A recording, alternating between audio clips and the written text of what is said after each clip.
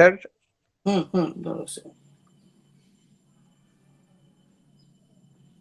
হ্যাঁ বলো। হ্যাঁ বলছিলাম ওই ডিজেনারেসি প্রেশারটা কি আফটার ওই প্লাজমা স্টেটে যাওয়ার পর কি ওটা মানে অ্যাপ্লাই হবে না প্রথম থেকেই থাকে? আচ্ছা তুমি বলছো হচ্ছে মানে স্টারের মধ্যে যে ওই যে ইলেকট্রন ডিজেনারেসি প্রেশারের ওই যে এলিমেন্টটা।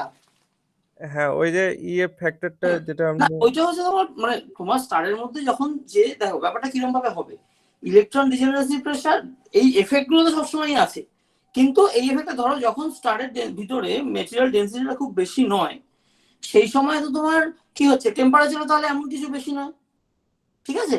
এবার যত তোমার স্টারটা মানে এবার কি হচ্ছে দেখো একটা সার্টেন অ্যামাউন্ট অফ মাস জড়ো হয়েছে একটা স্ফেরিক্যাল জায়গার মধ্যে, কিন্তু সেটা গ্যাসিয়াস বা ওরকম একটা ফ্লুইড মার্কা জিনিস, তাহলে গ্র্যাভিটি ওটাকে টেনে ছোট করতে চাইবে সাইজে, ঠিক আছে। ব্যাপারটাকে এভাবে বুঝো যে গ্র্যাভিটি জিনিসটাকে টেনে সাইজে ছোট করতে চাইবে।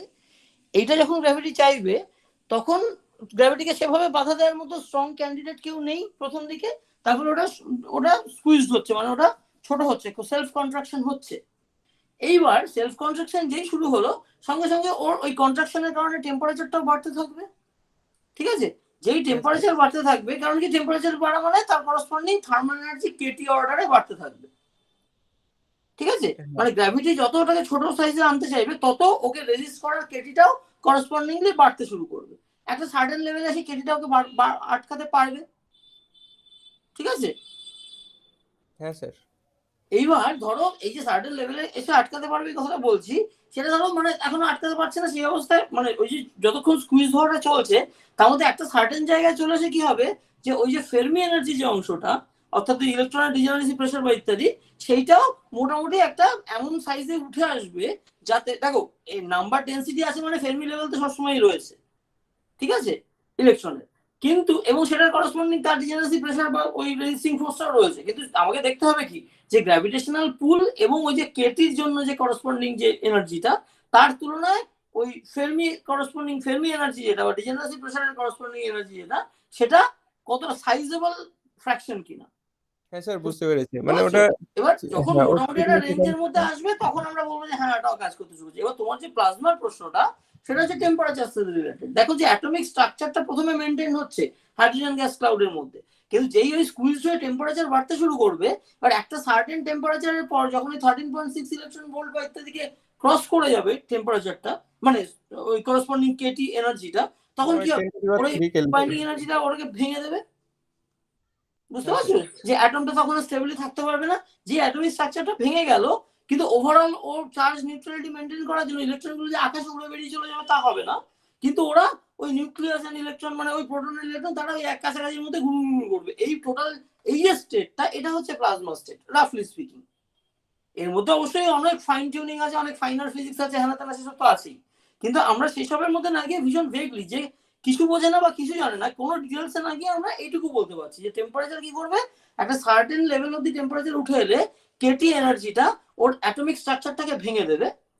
সেই অ্যাটমিক স্ট্রাকচারটা ভেঙে গেল সঙ্গে সঙ্গে দেখো ডেনসিটিটা অনেক বেশি বাড়ার জায়গা তৈরি হয়ে যাচ্ছে, তাই না, কারণ অ্যাটম তো অনেকটা জায়গা জুড়ে থাকে, অ্যাটমিক স্ট্রাকচারটা ভেঙে গেলেই ওই জায়গা জুড়ে থাকার গল্পটা চলে গেল, তখন ডেন্সিটি স্কুইজ হতে শুরু করবে। তাহলে কি গ্যাস হওয়া সত্ত্বেও মানে জিনিসটা দেখবে যে ডেন্সিটিটা হয়তো যেমন সূর্যের কোরে যেখানে নিউক্লিয়ার বার্নিং চলছে সেখানে ডেন্সিটিটা হচ্ছে আমাদের জলের ডেন্সিটির মতো, কিন্তু সেটা কিন্তু গ্যাস, সেটা কিন্তু অ্যাকচুয়ালি লিকুইড ঢকঢক করে ঢালছি তা তো নয়, কিন্তু তার ডেন্সিটিটা হচ্ছে আমরা ক্যালকুলেট করবো সেটা ইভেন্চুয়ালি কোনো সময়, সেটা দেখবে আমাদের পাতি জলের মতো ডেন্সিটি। তার কারণ হচ্ছে অ্যাটমিক স্ট্রাকচার ভেঙে দিচ্ছে প্লাজমা সিনারিও, এবং সেখানেও কিন্তু ওই জলের মতো ডেন্সিটিতে আমরা আইডিয়াল গ্যাসের ল লাগিয়ে ফটাফট অঙ্ক করবো।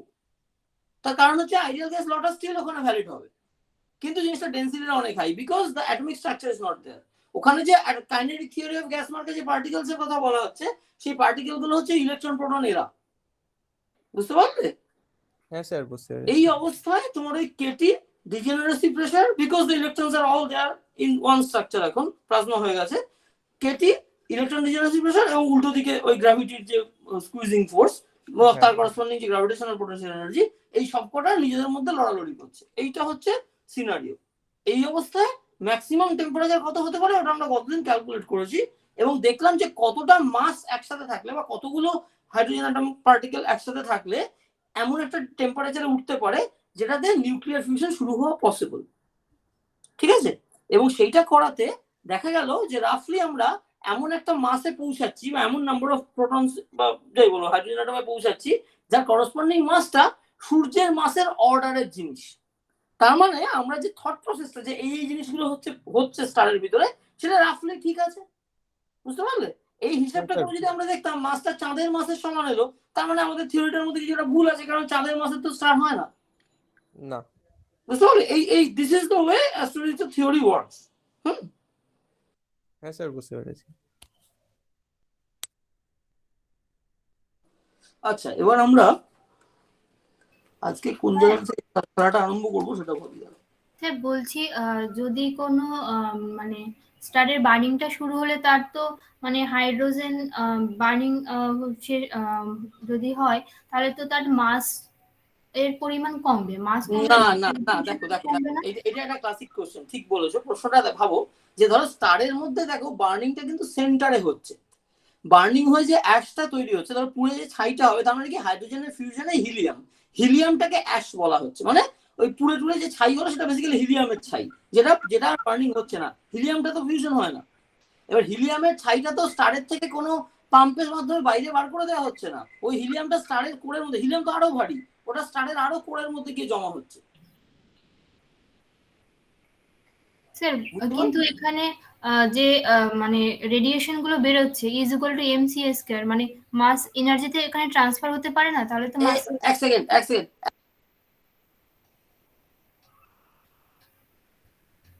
হ্যাঁ আবার বলো। স্যার বলছি যেহেতু is equal to MC square, ওই সূত্রানুযায়ী এখানে যেহেতু রেডিয়েশন বের হচ্ছে, তাহলে মাসটার সেই মানে রেডিয়েন্ট এনার্জিতে ট্রান্সফার হতে পারে না, বা এভাবে মাসটা মানে এটা হচ্ছে মাসটা এনার্জিতে ট্রান্সফার হচ্ছে, কিন্তু সেটা হয়ে এখন অব্দি সূর্য যা মাস লস করেছে সেটা খুব সিগনিফিকেন্ট নয়। মানে দেখো রেডিয়েশন হয়ে বেরোবে যে এনার্জিটা, সেটা একটা প্রচন্ড এনার্জি বটে, কিন্তু মাসটা তো তার তুলনায়, মানে দেখো একটা সামান্য এম এর সঙ্গে সি স্কোয়ার গুণ হলে তবে এনার্জি তৈরি হয়, ঠিক আছে? তারপরে এখন অব্দি সূর্য তার তৈরি হওয়া থেকে এখন অব্দি যতটা ওভাবে রেডিয়েট করে এনার্জি বার করেছে, তার মানে মাস লুজ করছে, সেইটা খুবই একটা ইনসিগনিফিকেন্ট অ্যামাউন্ট।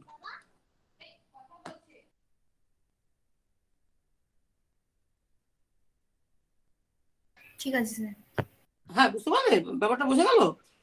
হ্যাঁ স্যার, মানে মাস মানে এটা দেখো একটা স্টারের, এটা আমি বলছি, আমি আগের দিনও বলেছিলাম, ভালো করে মানে চট করে বলে বেরিয়ে গেছি।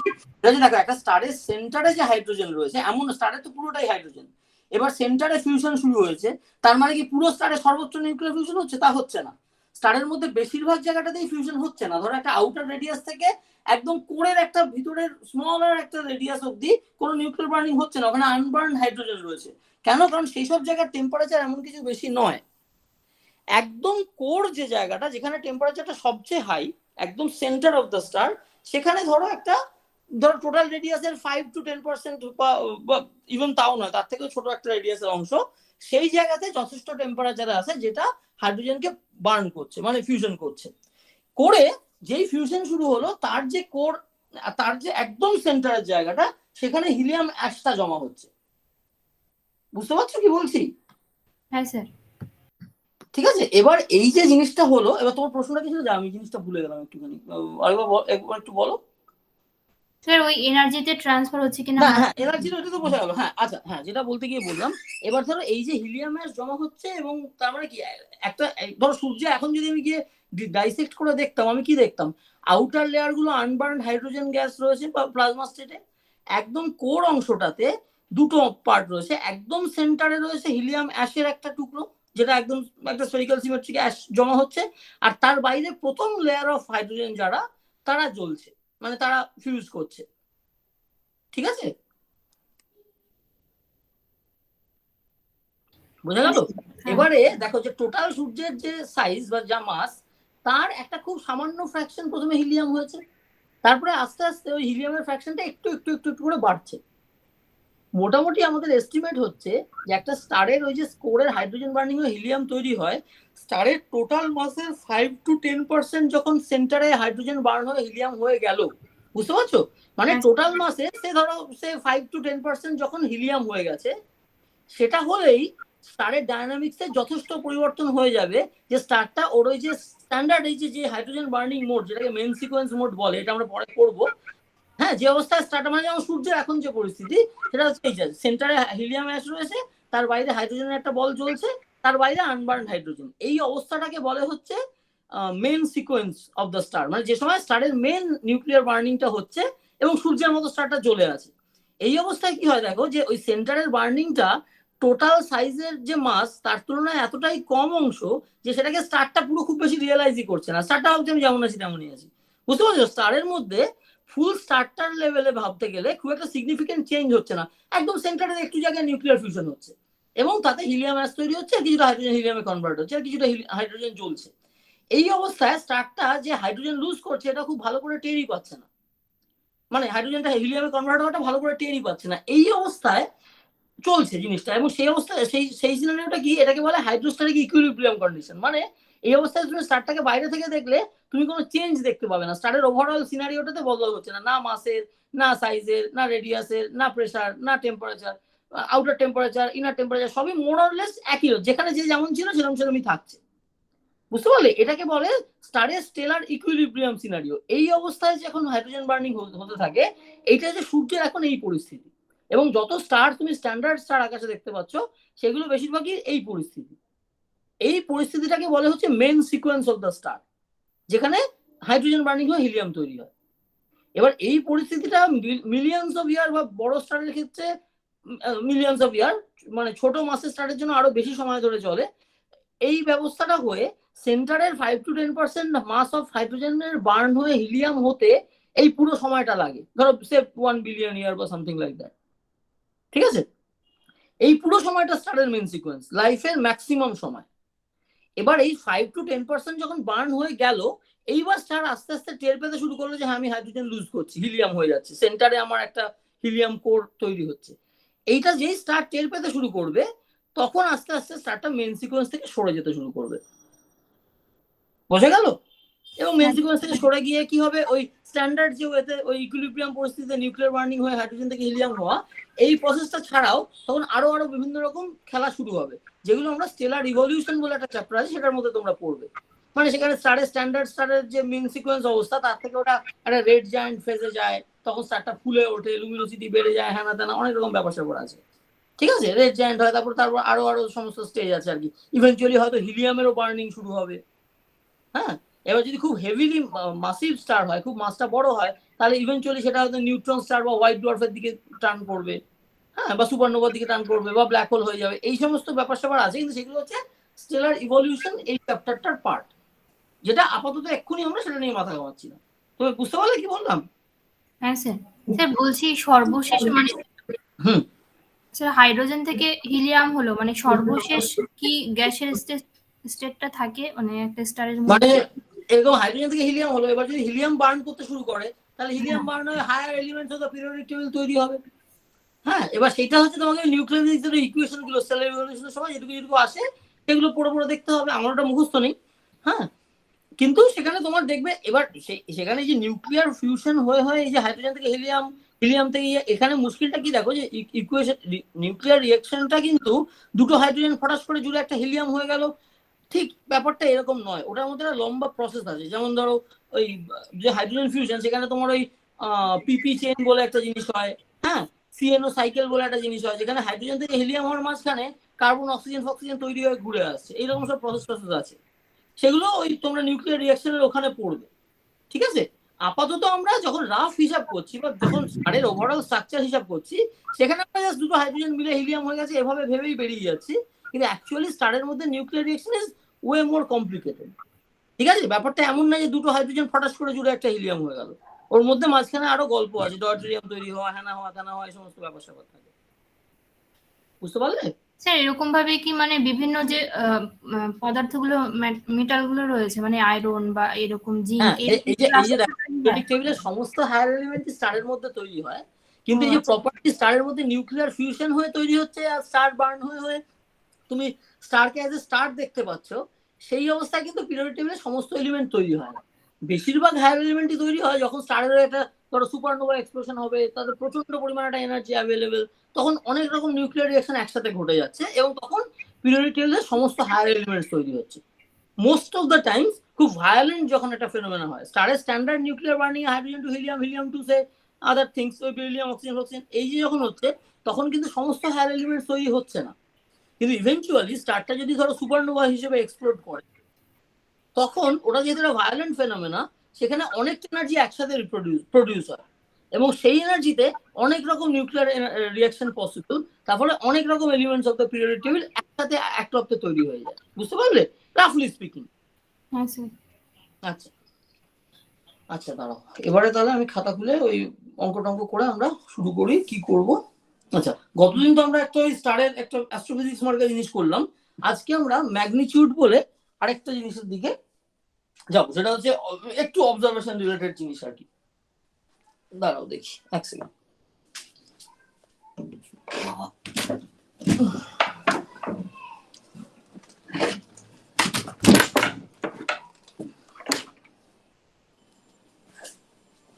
দাঁড়াও আমি খাতাটা খুলি।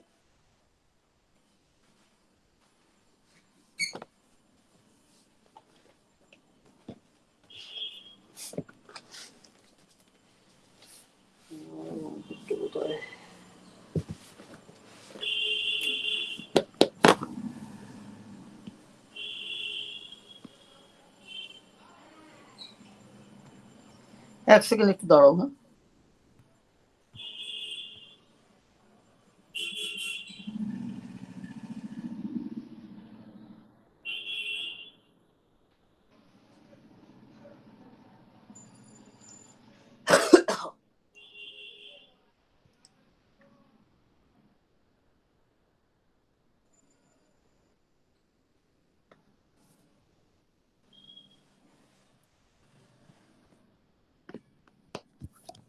হ্যাঁ, তোমরা স্ক্রিন দেখতে পাচ্ছ তো?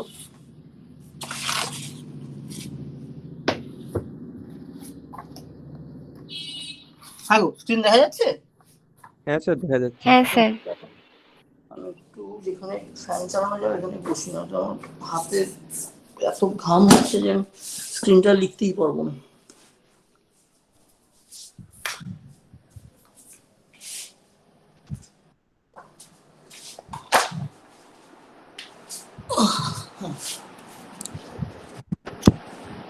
আচ্ছা, স্ক্রিন দেখা যাচ্ছে, আমি যেটা শুরু করবো।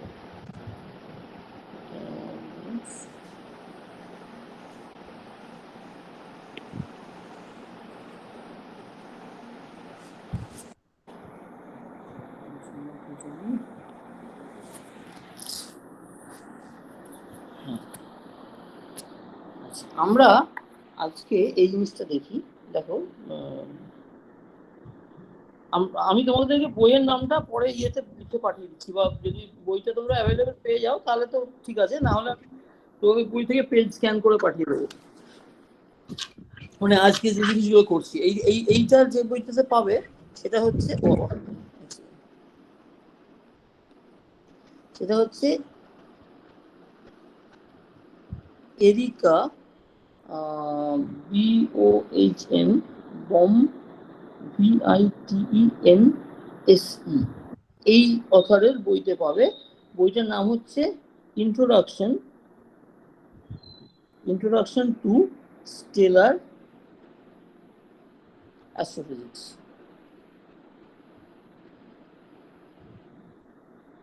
ঠিক আছে, এই বইটাতে তোমরা এটা পাবে, ভলিউম 1 পেয়ে যাবে। এটা 3 ভলিউমের বই। ভলিউম 1 এর মধ্যে পাবে সরু বই, তাহলে বেশি বড় পিডিএফ হবে না আর কি। তোমরা পিডিএফটা যদি পেয়ে যাও ভালো, না হলে আমাকে খুঁজে বার করে দিতে হবে, আমার কাছে আছে কোনো না কোনো জায়গায়। তোমরা যদি না বার করতে পারো তাহলে আমাকে বলো। এই বইটা থেকে আমরা শুরু করব।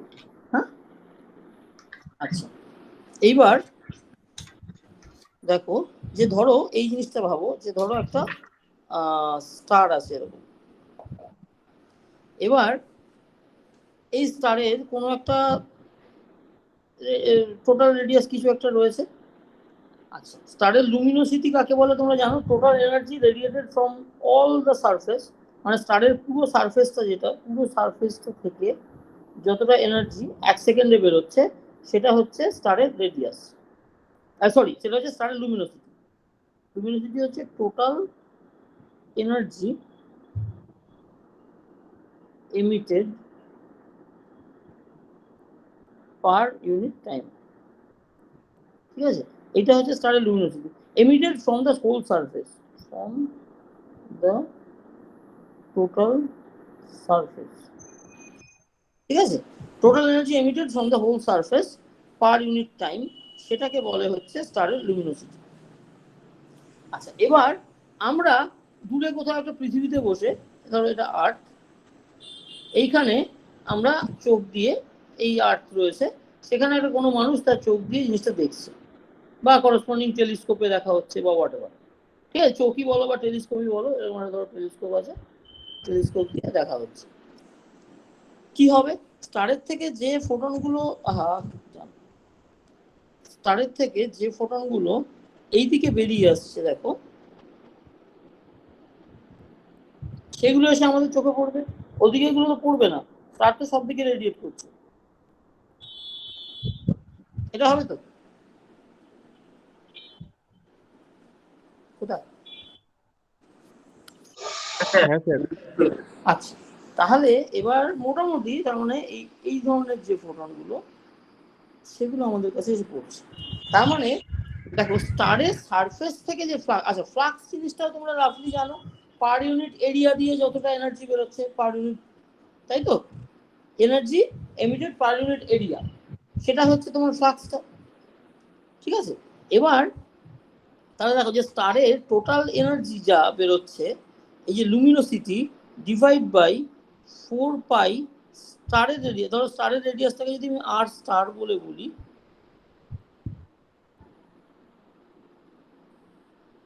স্টারের রেডিয়াস যদি আর স্টার হয়, তাহলে এল বাই 4 পাই আর, এটা হচ্ছে ফ্লাক্স। ঠিক আছে, বুঝে গেল? হ্যাঁ স্যার। হ্যালো, মানে energy per unit area per unit time. ঠিক আছে, এটা হচ্ছে ফ্লাক্স, এটাকে নর্মালি এফ দিয়ে লেখে। এবার এটা হচ্ছে স্টারের ফ্লাক্স, মানে স্টারের সারফেসের এখানে যদি কেউ চোখ রেখে দেখে, এখানে যদি কেউ চোখ রেখে দেখে, তাহলে সে ওই ফ্লাক্সটা দেখতে পাবে। কিন্তু ওখানে চোখ রাখার জন্য তো লোক কেউ নেই, ফলে ওখানের ফ্লাক্সটা তো দেখে আমাদের কাজে লাগবে না, ওটা আমাদের অবজারভেবল জিনিস নয়। আমাদের দেখতে হবে কোনটা, আমাদের হচ্ছে এইখানে দেখতে হবে। এবার এইখানে কি, এই যে আলো বেরোলো, এই আলোটা দেখো এরকম রেডিয়াস দিয়ে ছড়াচ্ছে।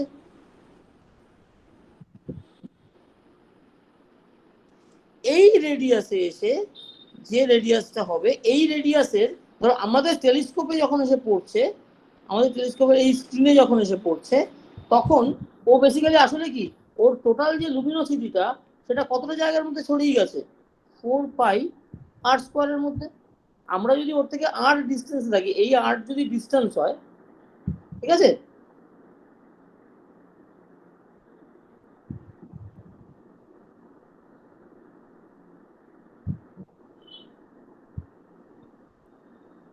ঠিক আছে, ডিস্টেন্স টু আর্থ বা সান যাই বলো, ঠিক আছে, স্টারের ডিস্টেন্স টু আর্থ যেটা, সেই রেডিয়াসের একটা স্ফিয়ারের মধ্যে স্টারের আলোটা ছড়িয়ে গেছে তখন,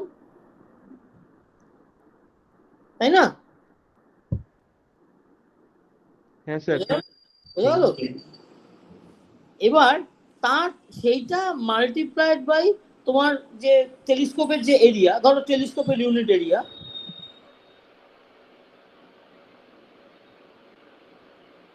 area of the light gathering device, সেটা তোমার চোখই হোক আর টেলিস্কোপই হোক, এইটা হচ্ছে the flux that we receive,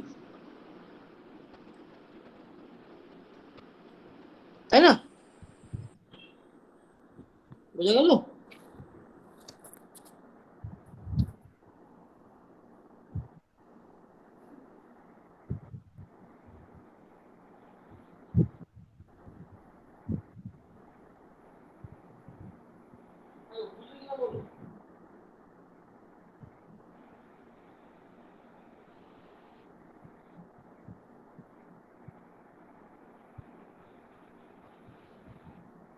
বুঝতে পারছো কি বলছি? হ্যাঁ স্যার, বুঝতে পারছি। আচ্ছা, তাহলে তার মানে স্টারের সারফেস ফ্লাক্স যেটা, মানে স্টারের গা থেকে যেটা বেরোচ্ছে, স্টারের ঘাড়ের ওপর আর আমরা যেটা রিসিভ করছি তার মধ্যে কিন্তু একটা বড় পার্থক্য রয়েছে।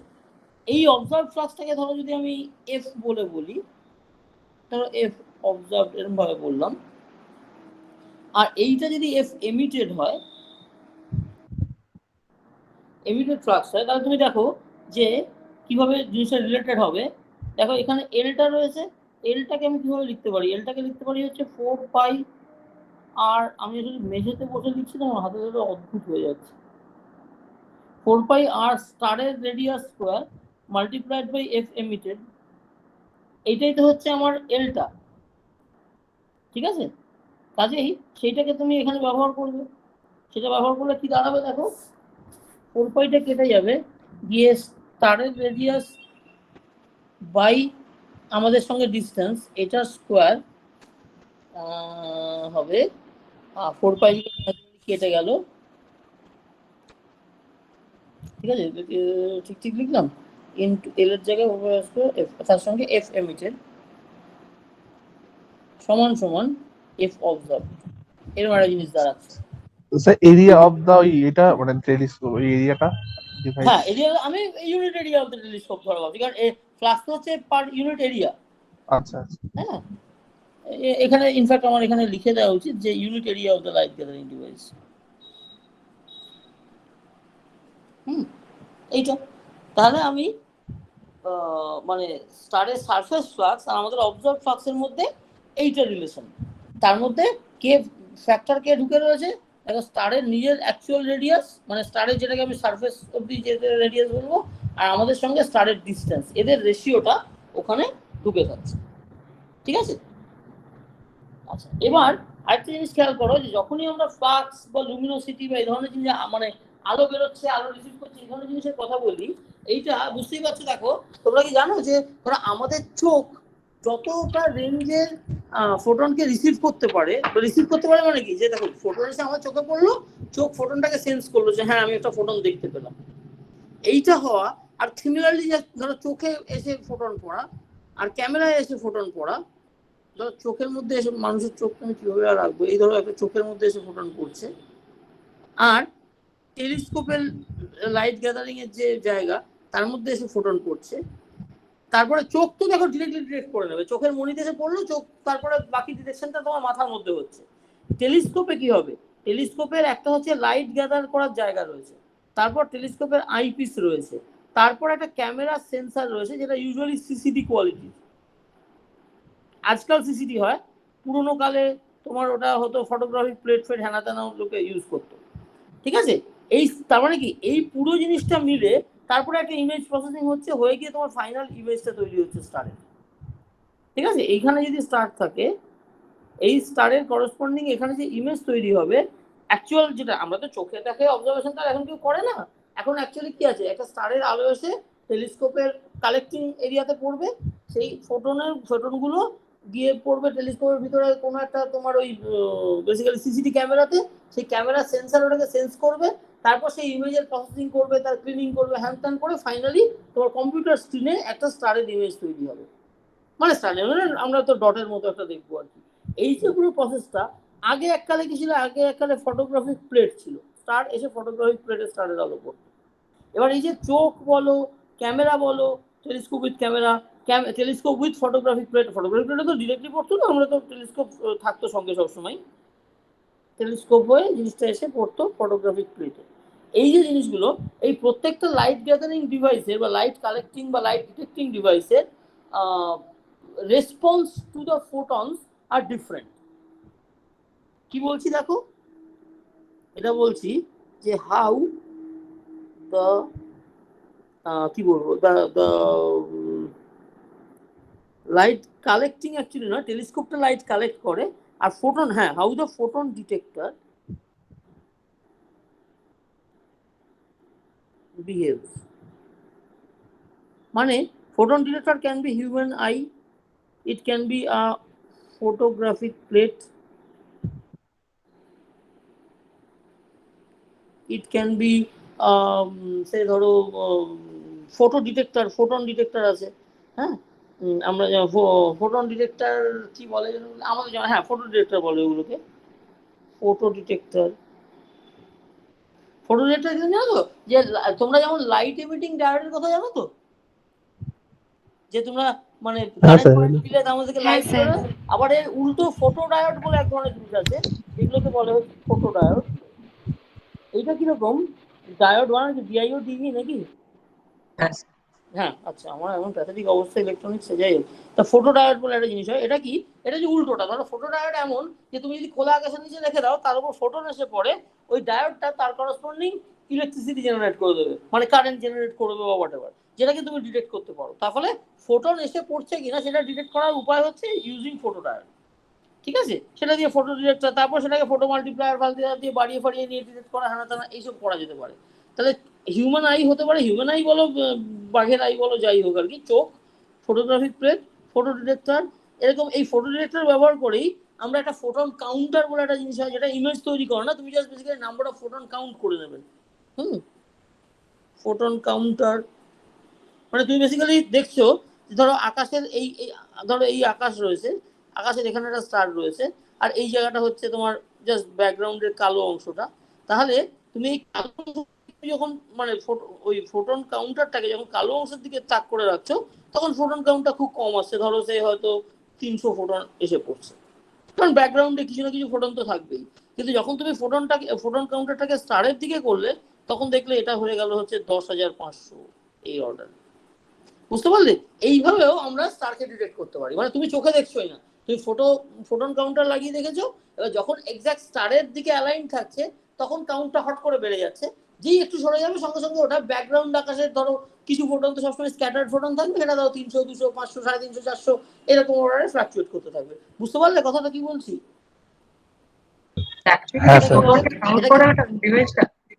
একটু জোরে বলো। অ্যাকচুয়ালি কি ফোটনগুলোকে কাউন্ট করে?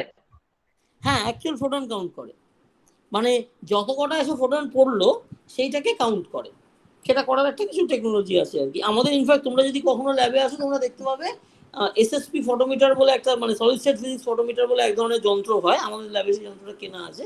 সেটা তুমি ওই আকাশের নিচে দেখে, মানে দিনের বেলা রাখলে যন্ত্রটা খারাপ হয়ে যাবে, মানে রাত্রিবেলা যদি রাখি তাহলে তোমার খোলা আকাশের নিচে ওটার একরকম কাউন্টিং হবে। মানে তুমি স্টারের দিকে ঠিক অ্যালাইন না রাখো টেলিস্কোপ, তাহলে ব্যাকগ্রাউন্ড স্কাইয়ের জন্য একরকম হবে, আর যখন এক্স্যাক্টলি স্টারের সঙ্গে অ্যালাইন হবে তখন আরেক রকম। ঠিক আছে, মানে ইনফ্যাক্ট আমি এখানে ছবিটা ভালো আঁকতে পারছি না, ছবিটা এরকম হবে, ধরো আমি আছে, দাঁড়াও দেখি চেষ্টা করি। এই হচ্ছে আমার ব্যাকগ্রাউন্ড স্টার, একদম কালো, মানে সরি ব্যাকগ্রাউন্ড স্কাই আর কি।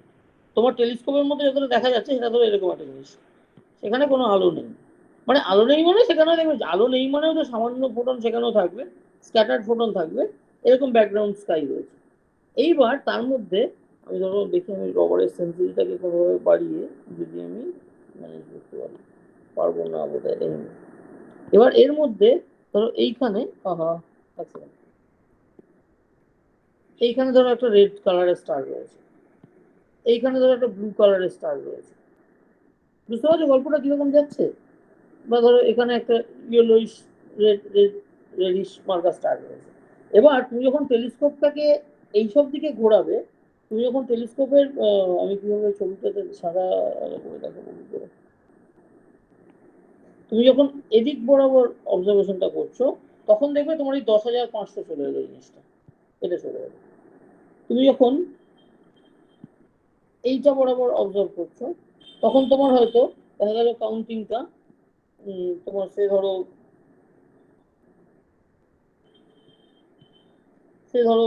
7,300 এসে গেল। ঠিক আছে, তুমি যখন এই ব্লু ফোটনটা এই ব্লু স্টার বরাবর অবজার্ভ করছো, তখন তার করসপন্ডিং তোমার সরি কিছু একটা আসবে আর কি। আমি যখন এইটা বরাবর অবজার্ভ করছি, তখন আমার রিংটা ধরো ওরকম একটা কিছু আসছে, 7,300 লিখেছিলাম।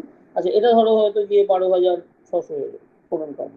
আর তুমি যদি এমনভাবে টেলিস্কোপটাকে রাখো যে এই জায়গাটা থেকে আসছে,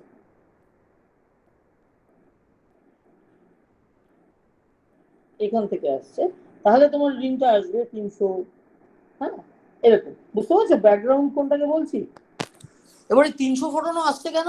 কারণ আসলে তুমি আকাশে যে জায়গাটাকে কালো দেখছো, আকাশে সেখানেও তো স্টার রয়েছে, সেই স্টারগুলো আরো দূরে রয়েছে, ফলে তোমার টেলিস্কোপ সেটাকে স্টার হিসেবে বা তুমি খালি চোখে সেখানে একটা স্টার আছে বলে ধরতে পারছো না, কিন্তু আসলে তো আকাশে সর্বত্রই স্টার রয়েছে। তুমি যদি স্ট্রং এনাফ টেলিস্কোপ দিয়ে দেখো, তুমি আকাশের যে কোনো পয়েন্টে কিছু না কিছু তো দেখতেই পাবে। এটা বুঝতে পারছো?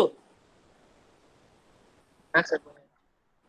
আচ্ছা, মানে ধরো খালি চোখে তুমি যখন আকাশের দিকে তাকাও দেখবে, এটা জাস্ট নিজেরা এক্সপেরিমেন্ট করে দেখো, যে একটা নর্মাল দিনে সন্ধ্যেবেলা যখন আকাশে মানে একটু একটু আলো রয়েছে বা ধরো জাস্ট চাঁদের আলো আছে, এরকম অবস্থায় তুমি যদি আকাশে তাকাও, তুমি দেখবে তুমি খুব বেশি স্টার দেখতে পাচ্ছ না।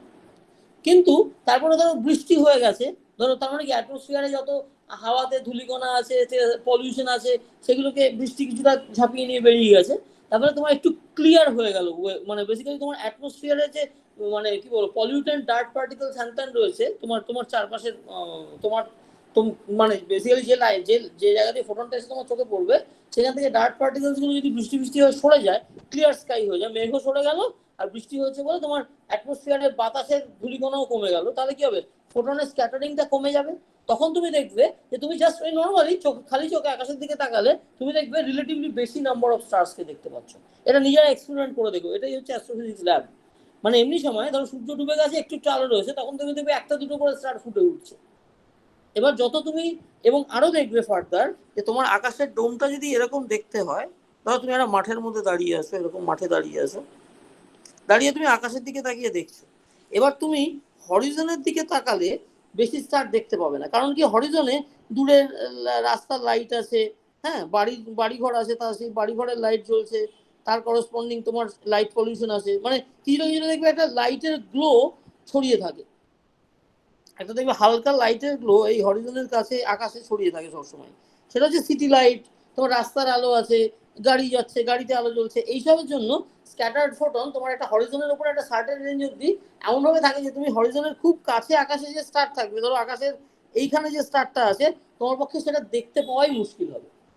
সেটা গাছের আড়াল পড়ে যাচ্ছে বলে না, একটা ব্যাকগ্রাউন্ড ফোটন নয়েজ রয়েছে, যেটার কারণে স্টারটাকে তুমি আলাদা করে তার মধ্যে থেকে চিনতে পারছো না, স্টারের থেকে আসা আলোটাকে। বুঝতে পারছো আমার কথা?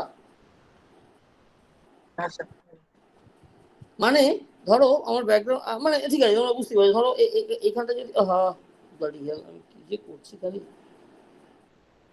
ধরো আমার যদি এইখানটা এরকম একটা ব্লারি ব্যাকগ্রাউন্ড থাকে, আমার এখানে কালোর উপর দিয়ে ডিটেক্টেড হচ্ছে না, ধরো এরকম আছে, এটা বারবার কালোটা উপরে চলে যাচ্ছে, এনিওয়ে মানে এখানটা এমন একটা জিনিস হয়ে রয়েছে যে আমি, আচ্ছা এটাকে ভদ্রভাবে হবে না, এটাকে গাছজুড়ি করতে হবে।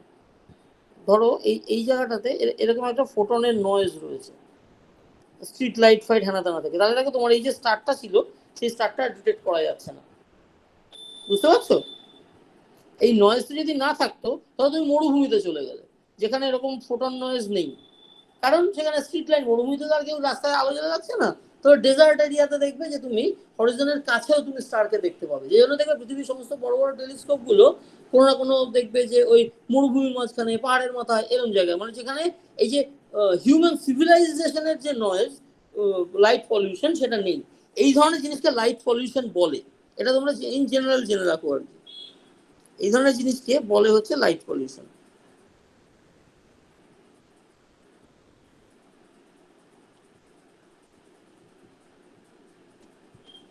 ঠিক আছে? এই যে ব্যাকগ্রাউন্ড যে একটা নয়েজ ফ্রম হিউম্যান লাইটস আর কি, ঠিক আছে? তাহলে আমরা খুব হরিজনের কাছে দেখতে পাবো না স্টারকে। এবার তুমি যত হরিজন থেকে ওপর দিকে যেতে থাকবে, তুমি দেখবে আরো বেশি বেশি স্টার এবং আরো ব্রাইটার মনে হবে তোমার স্টারগুলোকে। তুমি আকাশে একদম জেনিতে সবচেয়ে বেশি সংখ্যক স্টার দেখতে পাবে এবং সেগুলোকে সবচেয়ে ব্রাইটার দেখবে। আর হরিজনের যত কাছে যাবে তত দেখবে তোমার স্টারগুলোকে ফেড এবং শ্যাবি মনে হচ্ছে। This is all because of light pollution. কারণ দেখো আকাশে তোমার ডোমের মাথার উপরে এইসব জায়গা, এখানে তো অত লাইট পলিউশন যাচ্ছে না। লাইট পলিউশন হচ্ছে হরিজনের কাছাকাছি জায়গায় থাকে। ঠিক আছে?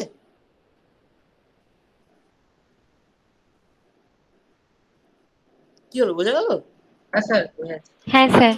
এবার তাহলে তুমি এক তো হচ্ছে তুমি হরিজন থেকে উপর দিকে উঠে গেলে তুমি আরো বেশি বেশি স্টার দেখতে পাওয়ার চান্সেস বেশি। তারপরে ফার্দার আরো দেখো যে তুমি যদি এমন জায়গায় যাও যেখানে তোমার মানে লাইট পলিউশন তো নেই, লাইট পলিউশনও নেই, আর সঙ্গে সঙ্গে এয়ার পলিউশনও নেই, মানে বাতাসে ভাসমান ধূলিকণা হেনাতেনা এইসবও কম। কোথায়? সিটি থেকে দূরে, গ্রাম ট্রামে যদি কখনো যাও, বা ওই মরুভূমির মধ্যে গেলে তো মানে কি আবার, তুমি গ্রামে, ইভেন তুমি যদি কখনো গ্রামেও কোনো যাও, তোমাদের মধ্যে যারা যারা একটু ইন্টেরিয়ারে কেউ যদি থাকো তোমরা নিজেরা বলতে পারবে, কোনোদিন সন্ধ্যাবেলা একটু বেশি রাতের দিকে আকাশে তাকিয়ে দেখো, মানে তোমরা তো শহরের আকাশটা দেখেছো, আর তোমরা গ্রামের দিকে যারা থাকো বা যারা তোমাদের নিশ্চয়ই কিছু না কিছু লোকজন আছে আর কি, যেমন তোমরা দেখবে যে বর্ষাকালে বৃষ্টি বৃষ্টি হয়ে যাওয়ার পর একটু বেশি রাতের দিকে আকাশে তাকিয়ে দেখবে যে কত বেশি পরিমাণে স্টার দেখা যায়। কখনো যদি আমি যেমন প্রথম জীবনে যখন কলেজে পড়াতাম, তখন আমি একটা গ্রামে গিয়ে থাকতাম, একটা গ্রামের কলেজে ছিলাম। সেখানে ওই রাত্রিবেলা আকাশে দেখতে প্রচুর বেশি স্টার, মানে আমাদের এইসব মধ্যমগ্রাম বারাসাত এসব এরিয়ায় আকাশে যা স্টার দেখা যায় তার থেকে অ্যাটলিস্ট মানে 2-3-4 টাইমস বেশি সংখ্যক স্টার আকাশে দেখা যায়।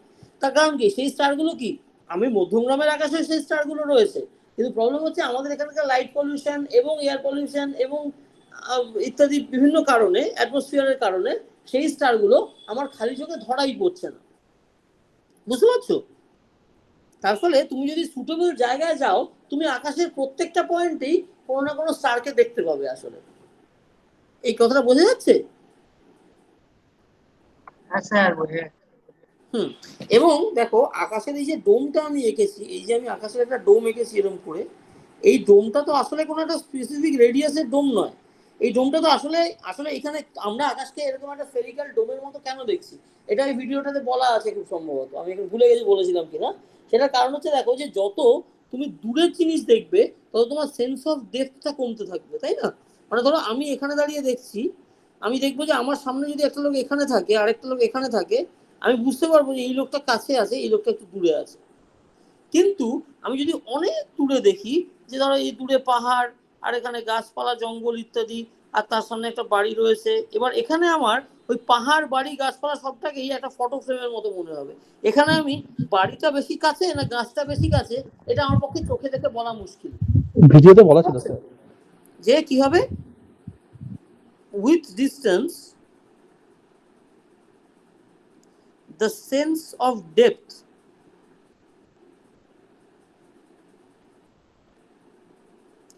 diminishes. আচ্ছা ভাই, ডিমিনিশেস বেশি কাজ আর ইংরেজি মানে হবে ডিক্রিজেস আর কি, পরে এটা হাতে লেখাটা আমি করতে পারবো না। ডেপথ ডিক্রিজেস, ঠিক আছে? তাহলে যত ডিস্টেন্স যাবে তোমার সেন্স অফ ডেপথ, এটা তো সেন্স অফ ডেপথ, যে এ কাছে আর এ দূরে, মানে এই যে ডিফারেন্সটা আছে এটা কি আমাদের চোখ বাইনাকুলার ভিশনের কারণে ডিটেক্ট করে ফেলছে। এবার তুমি যদি বেশি দূরে চলে যাও, তোমার এই চোখের এই দেখতে এই ডিস্টিংগুইশ করার ক্ষমতাটা কমে যাবে। তার ফলে এটা আকাশে এটা আরো বেশি হচ্ছে।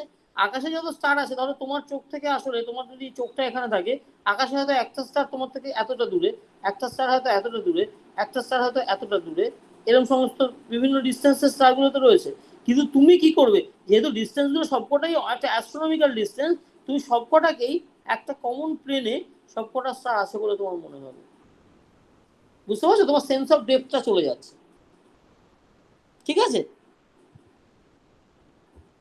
হ্যাঁ স্যার ঠিক আছে এবার আমরা যেহেতু স্ফেরিক্যালি সিমেট্রিক্যালি চারিদিকে দেখতে পাই, so the sky looks like a two dimensional spherical surface to us, বুঝতে পারলে? সেই জন্য একটা কমন রেডিয়াসের পারসেপশন তৈরি হয়, যদিও সেখানে অ্যাকচুয়ালি ন্যাচারালি কোনো রেডিয়াস নেই। তার ফলে এই যে আগের দিন আমি যেটা বলছিলাম যে এই যে ধরো ওই কি জানো সেলেস্টিয়াল হেমিস্ফিয়ার যেটাকে বলে, সেলেস্টিয়াল স্ফিয়ার যে বলে, সেলেস্টিয়াল স্ফিয়ারটা কি, সেটা হচ্ছে বেসিক্যালি ওই যে আমরা এই যে কাল্পনিক যে রেডিয়াসের আমরা আকাশটা ভাবি, সেটাই হচ্ছে আমার সেলেস্টিয়াল স্ফিয়ার। এইটা ভালো হলো না?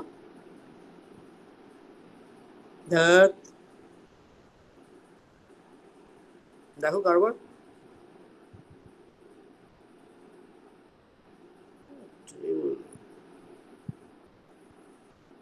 দুধ হচ্ছে না, কি যে করি, একে সার্কেল করতে অসুবিধা হয়, তারপর আবার এই সারফেসটা স্লিপারি।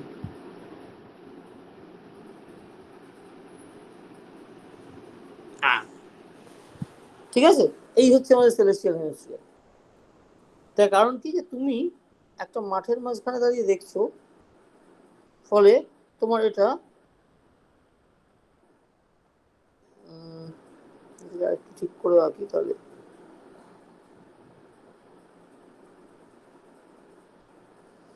আমার একটু বেঁকে তেড়ে যাচ্ছে।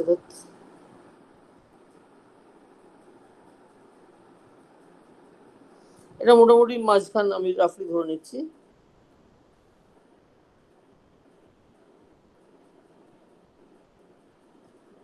বাবা পাগল করে দেবো তো।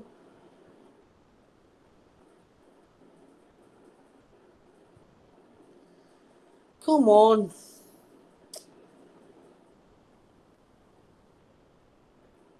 ঠিক আছে, এরকম থাক। তাহলে দেখো, তুমি যদি মাঠের মাঝখানে দাঁড়িয়ে থাকো, তাহলে এইটা আমার ভিডিওতে বলা আছে, কাজে তুমি বেশি আসি না, জেনিথ হবে এদিকটা, এদিকটাকে নাদির পজিশন বলে।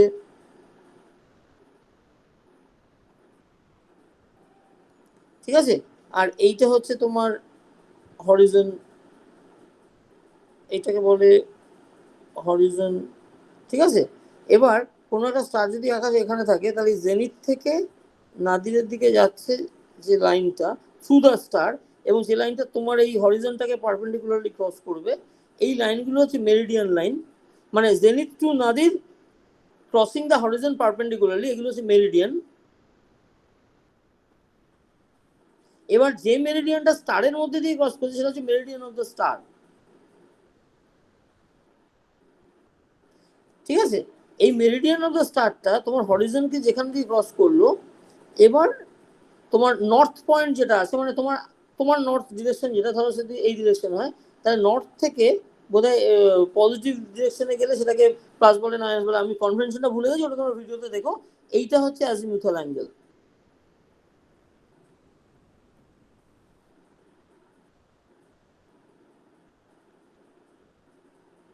ঠিক আছে, আর এইখান থেকে এই যে তোমার হরিজনাল প্লেন থেকে যতটা উঠতে হবে, এটা হচ্ছে অল্টিটিউড অ্যাঙ্গেল। ঠিক আছে, একটা হচ্ছে অ্যাজিমুথ, ইনফ্যাক্ট অ্যাজিমুথাল ফুথাল বলে না, অ্যাজিমুথই বলে, অ্যাজিমুথ অ্যাঙ্গেল আর অল্টিটিউড অ্যাঙ্গেল। ঠিক আছে, স্যার এই ওই দুটো। অ্যাঙ্গেলটা একবার বলুন না, অ্যাজিমুথাল অ্যাঙ্গেলটা মানে কার সাথে অ্যাক্সিসটা করছে একবার বলুন। এটা হচ্ছে তুমি এই যে স্টারের যে এই যে মেরিডিয়ানটা গেল, স্টারের মেরিডিয়ানটা এক জায়গা দিয়ে হরিজনকে ক্রস করতে, আর তোমার নর্থ পয়েন্ট একটা কোনো রয়েছে, মানে তুমি তোমার কম্পাস তোমাকে যেদিকে নর্থ দেখাবে, ও আচ্ছা আচ্ছা আচ্ছা, হ্যাঁ। সেখান থেকে এবার নর্থ থেকে তুমি যে কাউন্ট করবে, সেটা খুব সম্ভবত এই দিক দিয়ে করবে, বোধহয় ইস্টের দিক দিয়ে ঘুরে আসে, এরকম একটা কিছু গল্প আছে, আমি ওটা একটু ভুলে গেছি। মানে অ্যান্টি ক্লকওয়াইজ থেকে বোধহয় ওপর দিক থেকে দেখলে অ্যান্টি ক্লকওয়াইজ যেটা, সেটা হচ্ছে পজিটিভ খুব সম্ভবত। ঠিক আছে, মানে এইটা নয়, নট দিস, খুব সম্ভবত। এটা তোমরা ওই এরিকার বইতেও থাকবে, অথবা আমি যে ভিডিওটা দিচ্ছি সেখানে পরিষ্কার করে বলা আছে কোন ওই দিকটা দিক দিয়ে পজিটিভ হয়। ঘুরে, হ্যাঁ দিক বলো। দিয়ে ঘুরে আসে, ওই দিক হ্যাঁ দিয়ে ঘুরে এসে। ঘুরে মানে বেসিক্যালি বড় অ্যাঙ্গেলটা, তাই তো? মানে হ্যাঁ যেটা হ্যাঁ দেখবে যে তোমার বেসিক্যালি দেখো, তুমি ওপর দিক থেকে তাকালে যেটাকে অ্যান্টি ক্লকওয়াইজ মনে হয়, অ্যাঙ্গেলের মেজারমেন্টে ইউজুয়ালি সেটাকে পজিটিভ ধরা হয়। আমি সেইখান থেকেই বললাম কথাটা। তার মানে এইটা হবে দিস থিং, হ্যাঁ, ওইটাই বলা ছিল। এইটা হবে হচ্ছে ওর azimuthal angle, not the other one. আমি ওটাকে একটুখানি বা ভুলে গেলে, এটা নয়। ঠিক আছে, হ্যাঁ স্যার, ঠিক আছে। এইটা, এই অ্যাঙ্গেলটা হচ্ছে অ্যাজিমুথাল অ্যাঙ্গেল।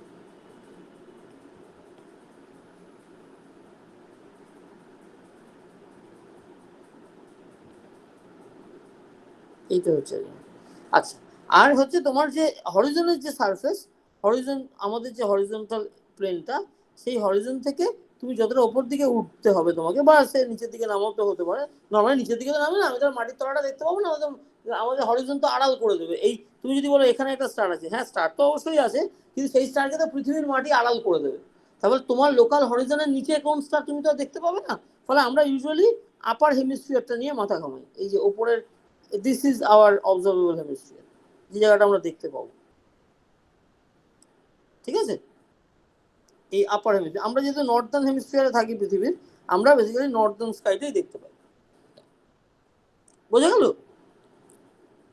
আর তোমার মেরিডিয়ানটা কি? তোমার মেরিডিয়ানটা হচ্ছে, তুমি তো মাঝখানে দাঁড়িয়ে আছো, তোমার মেরিডিয়ান বলে কিছু হবে না। হ্যাঁ, বেসিক্যালি আমার মেরিডিয়ানটা হচ্ছে এই যে নর্থ পয়েন্ট থেকে জেনিথের মধ্যে দিয়ে সাউথ দিয়ে এই যে ঘুরে আসছি, যেটাকে আমার আমার এই যে সাইড মনে হচ্ছে, এইটা হচ্ছে অবজারভারেরটা বোধ হয় খুব সম্ভবত। এনিওয়ে, এই ডিটেলসগুলো তোমরা ভিডিওতে দেখতে পাবে, আমি এখানে আর খুব বেশি করে এটা নিয়ে বলছি না। আর অন্য আরেকটা যেটা আছে, সেটাকেও আমি এখানে শর্টে বলে দিই।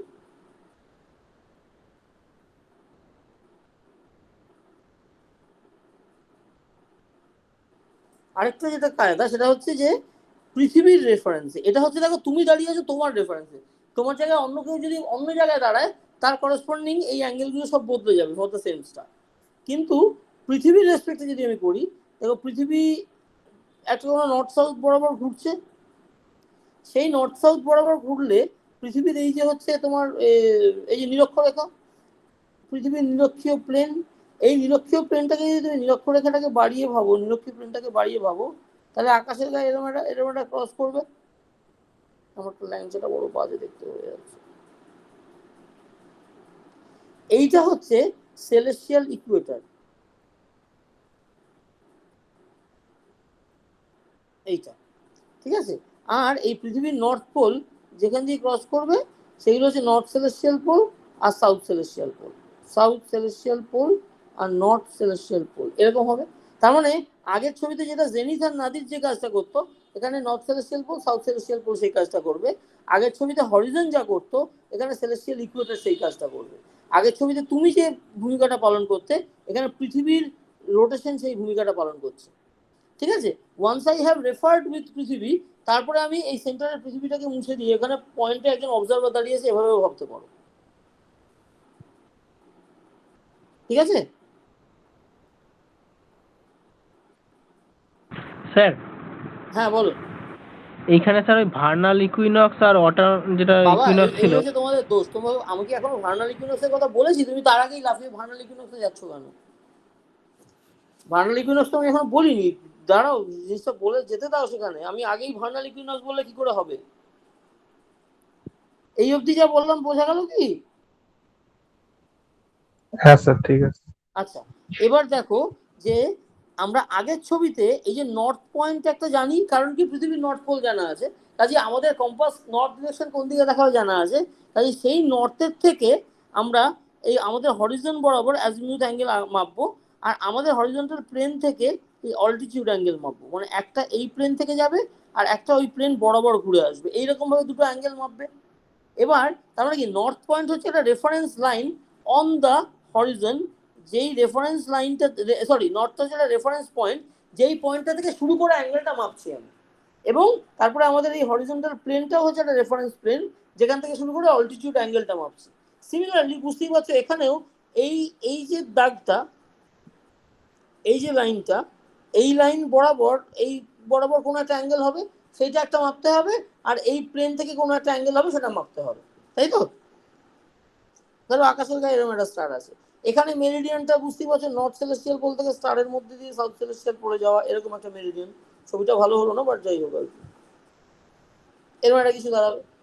এইবার দেখো যে এই যে অ্যাঙ্গেলটা, মানে আমাদের যে সেলেস্টিয়াল ইকুয়েটরের সাথে যে অ্যাঙ্গেলটা করছে, সেলেস্টিয়াল এই যে ইকুয়েটোরিয়াল প্লেন যেটা, সেইটার সঙ্গে যে অ্যাঙ্গেলটা করছে, এই অ্যাঙ্গেলটাকে বলে হচ্ছে তোমার কি নাম, বা 2 তারিখ ডেক্লিনেশন অ্যাঙ্গেল।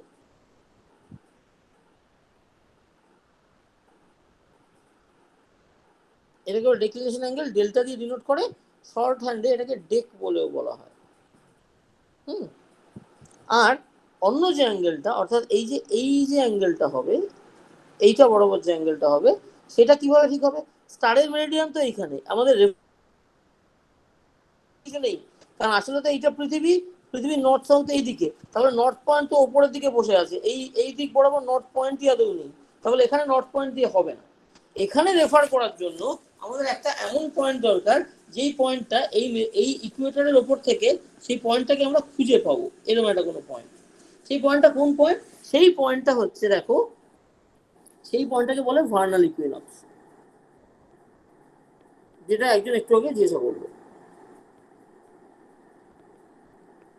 এই ভার্নাল ইকুইনক্স জিনিসটা কি, এটার মানে কি, কোন পয়েন্ট ভার্নাল ইকুইনক্স? সেটা হচ্ছে যে তুমি সূর্যের ইক্লিপটিক বলে একটা জিনিস হয়, সেটাকে এখানে এই ছবির উপর আঁকবো করে, এরকম ভাবে একটা জিনিস হয়। এটা কি, এটাকে আমি আগে লিখে নিয়ে যাবো বলছি। এটা কি, এইটা হচ্ছে দেখো সারা বছরে সূর্য আকাশে কোথায় কোথায় থাকে, তার যদি তুমি একটা চার্ট করো, তুমি দেখতে পাবে সূর্যটা আকাশে কখনো এইখানে আছে, কখনো এইখানে আছে, কখনো এইখানে আছে, কখনো এইখানে আছে, এরকম ভাবে আছে। এটা হচ্ছে সূর্য। এটা হচ্ছে থ্রু আউট দ্য ইয়ার, এটা একদিনে নয় কিন্তু সারা বছরে যদি দেখো। এবার এটার মধ্যে কথাটার মধ্যে একটু প্যাচ আছে, সেটা আমি এক্সপ্লেন করে বলতে চাচ্ছি। তোমরা কি ইক্লিপটিকটা সবাই বোঝো? যদি ভিডিও থেকে বুঝে গিয়ে থাকো তাহলে আমার হাজানোর দরকার নেই, না হলে বলবো, আমাকে সেটা বলো। বলুন স্যার। কেন তো তোমরা ওই ভিডিওটা দেখে বোঝোনি? একটু ডাউট আছে। ওটা স্যার একটু অসুবিধা হয়েছিল আগের দিন, তাই বলছিলাম। ভালো, তাহলে যেখানে অসুবিধা হয়েছিল সেটা জিজ্ঞাসা করো আমাকে। আমি পুরোটা বকর বকর করে বলার থেকে কোথায় ডাউট হয়েছিল সেটা জিজ্ঞাসা করো।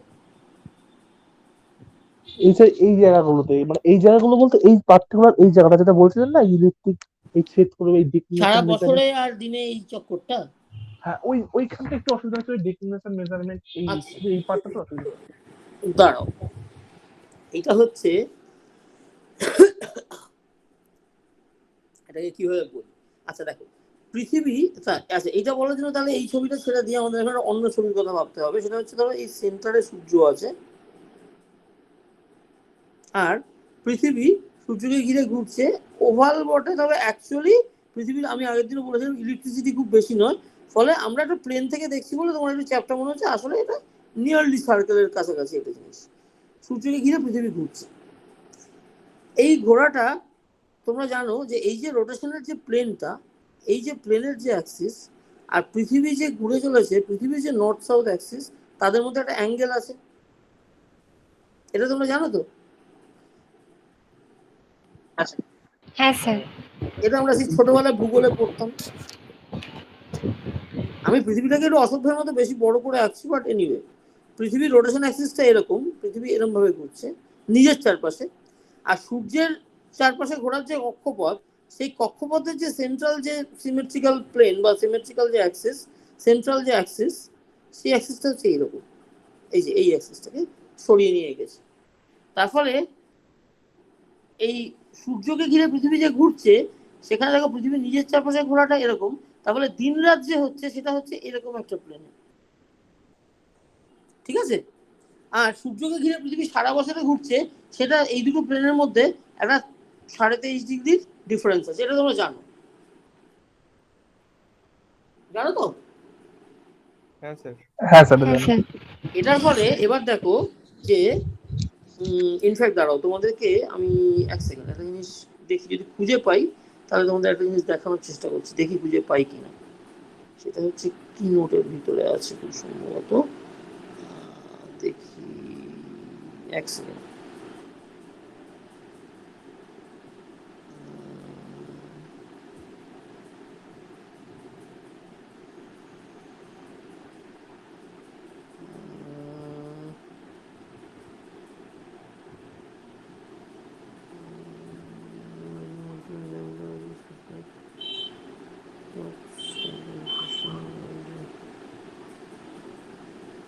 না, খুঁজে পাচ্ছি না।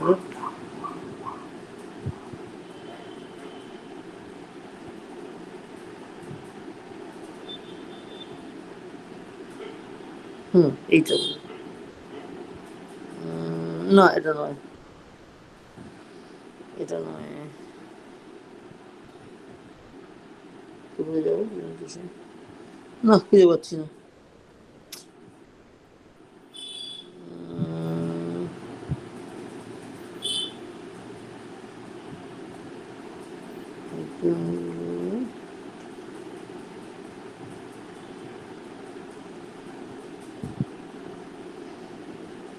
আচ্ছা দেখো, ওটা একই দেখানোর চেষ্টা করি, এখান থেকে হচ্ছে খুঁজে পাওয়া যাচ্ছে না, এটা দিয়ে দেখি, এটা দিয়ে যেটা দেখতে চাইছি। কোথায় গেল পেনটা, করছে, আচ্ছা হ্যাঁ হ্যাঁ, আমি যেটা বলতে চাইছি, ধরো এই যে ঘুরছে, এটা দেখো যে আমরা যে সূর্যকে ঘিরে ঘুরছি, সূর্য থেকে আলোটা এরকম ভাবে পড়ছে, এবার কখনো আমরা এখানটায় রয়েছি তখন আলোটা এভাবে পড়ছে, কখনো আমরা এখানটায় রয়েছি তখন এভাবে পড়ছে। সারা বছরে পৃথিবীর পজিশনগুলো এরকম তো। এবার আসলে তো তুমি পৃথিবীতে দাঁড়িয়ে সূর্যকে দেখছো, তাহলে তোমার কি মনে হবে যে কখনো আলোটা তোমার চোখে এদিক থেকে এসে পড়লো? এবার দেখো, তুমি নিজেকে যদি এক জায়গায় রেখে ভাবো তোমার ফ্রেম থেকে, তাহলে কখনো সূর্যের আলোটা এদিক থেকে এসে পড়ছে, মানে এই ছবি এই লাইনটা আঁকলাম, কখনো সূর্যের আলোটা এখান থেকে পড়ছে, উইচ ইজ কিভাবে বলবো, সেটা হচ্ছে এরকম একটা জায়গা থেকে, কখনো সূর্যের আলোটা এদিক থেকে পড়ছে, উইচ ইজ এরকম একটা জায়গা থেকে, কখনো সূর্যের আলোটা এরকম জায়গা থেকে পড়ছে, মানে এখান থেকে পড়ছে, কখনো এদিক থেকে পড়ছে, উইচ ইজ দিস। তার মানে সূর্যের পজিশনটাকে তোমার সারা বছরে এরকম বিভিন্ন জায়গা থেকে মনে হবে, তারপরে আমাদের মনে হবে সূর্যটা আমাদেরকে ঘিরে ঘুরছে। এটা তো নিশ্চয়ই মানে ন্যাচারাল, এটা তো সবাই বুঝতে পারছো। হ্যাঁ স্যার। বুঝে গেল? এবার দেখো, এবার দিন রাত হচ্ছে যে লাইন বরাবর, সেটা হচ্ছে এরকম একটা পৃথিবীর রোটেশন অ্যাক্সিস, আর সূর্য আমাদেরকে ঘিরে যে ঘুরছে সেইটার প্লেনটা হচ্ছে এরকম একটা, তাদের মধ্যে একটা 23.5 ডিগ্রি রয়েছে। বুঝে গেল? হ্যাঁ স্যার, বুঝতে পেরেছি। তার ফলে কি হবে যে আমরা যদি দিন রাত হিসাবে ভাবি, দিন রাতটাকে কিভাবে দেখাই, দিন রাতটাকে কিভাবে দেখাই, কিভাবে দেখাবো, এক সেকেন্ড। এটাই ওই ছবিটা ওখানে ভালো ছিল, আমার কাছে আমার এখন ভালো করে মনে নেই। দাঁড়াও, আচ্ছা হ্যাঁ, এভাবে ভাবি। ধরো তুমি একটা মাঠে দাঁড়িয়ে আছো, ওই হরিজন কোঅর্ডিনেট সিস্টেমে। এই হচ্ছে তোমার মাথার উপরে তোমার আকাশ, ঠিক আছে? এবার তোমার জেনিথ ইত্যাদি, এই জেনিথটা কি দিয়ে ঠিক হবে? দেখো যে তুমি পৃথিবীর গায়ে, ধরো আমি যদি পৃথিবীটাকে একটু বড় করে রাখি, পৃথিবীর এই হচ্ছে নিরক্ষরেখা, পৃথিবীর নিরক্ষীয় প্লেন, সেটা corresponding north celestial pole, south celestial pole, আকাশের যে কি বলবো সেলেস্টিয়াল, তোমার এই যে স্ফিয়ার, এই যে এটা করেছে, এই জিনিসটা এরকম ভাবে রয়েছে। এবার তুমি পৃথিবীর গায়ে ধরো এরকম একটা জায়গায় দাঁড়িয়ে আছো, তোমার ল্যাটিটিউড লঙ্গিটিউড অনুযায়ী তুমি এরকম একটা জায়গায় দাঁড়িয়ে আছো। তাহলে দেখো যে তোমার লোকাল হরিজনটা হচ্ছে এরকম একটা জায়গা, বুঝতে পারলে? কারণ তুমি তো তার থেকে নিচে পৃথিবীর কিছু দেখতে পাবে না, পৃথিবীর জমি তোমাকে আড়াল করে দেবে নাকি? হ্যাঁ স্যার। এবার আমি এই পৃথিবীটাকে এভাবে ঝাবড়া করে না এঁকে, আমরা এই ব্যাপারটা না করে, আমরা জাস্ট এই হরিজনটাকে জাস্ট এইখানে সরিয়ে এনে এভাবে আঁকি, কারণ পৃথিবীর রেডিয়াসটা তো ওভাবে সিগনিফিকেন্ট নয়, এটা জাস্ট রেফারেন্সটা বোঝানোর জন্য আমি ওভাবে এঁকে দিলাম। আসলে আমরা কি বলবো তাহলে, সেন্টারটা পুরোটা মুছে দিয়ে, যে এই যদি north celestial south celestial pole এইসব হয়, এই হচ্ছে ইকুইটোরিয়াল প্লেন, তাহলে যে অবজারভার কোনো একটা লঙ্গিটিউডে দাঁড়িয়ে আছে, লঙ্গিটিউড ল্যাটিটিউডে দাঁড়িয়ে আছে, আমি এবার কোথা থেকে আঁকলাম দেখ,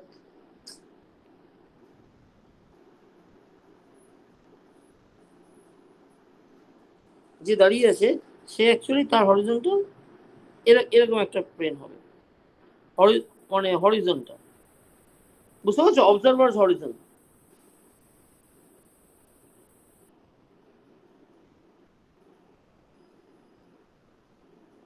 ঠিক আছে? আর এটা হচ্ছে ইকুয়েটর।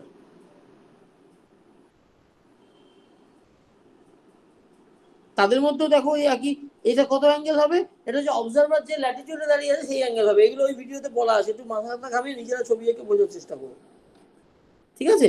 এই অ্যাঙ্গেল, এটা কিন্তু 23.5-এর কথা হচ্ছে না, এটা হচ্ছে অবজারভার যেখানে দাঁড়িয়ে আছে সেটা অনুযায়ী ঠিক হবে। তো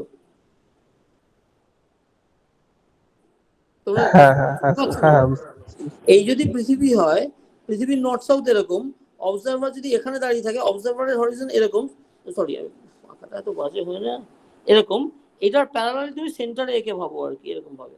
তার ফলে এইটা কি, এটা হচ্ছে অবজারভার যে ল্যাটিটিউডে দাঁড়িয়ে আছে সেটা, এইটা তো নিরক্ষরেখা, ল্যাটিটিউড লঙ্গিটিউড বোঝো তো? এই ল্যাটিটিউডে আমি দাঁড়িয়ে আছি, তাহলে এই ল্যাটিটিউডে এই অনুযায়ী আমার হরিজন তৈরি হবে, এরকম অ্যাঙ্গেলে থাকবো, ঠিক আছে?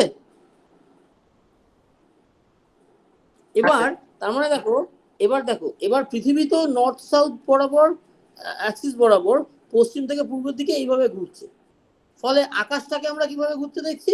পূর্ব থেকে পশ্চিমের দিকে ঘুরতে দেখছি। মানে এই যে টোটাল এই যে সেলেস্টিয়াল স্ফিয়ারটা, আকাশটা, এই পুরো আকাশটাকে আমরা কি দেখবো? এই আকাশটাকে আমরা দেখবো হচ্ছে এদিক থেকে এদিক বরাবর ঘুরতে দেখবো। মানে আকাশের সমস্ত পয়েন্টগুলো এরকম ভাবে টার্ন করছে আমাদের প্রতিদিনে, বোঝা গেল?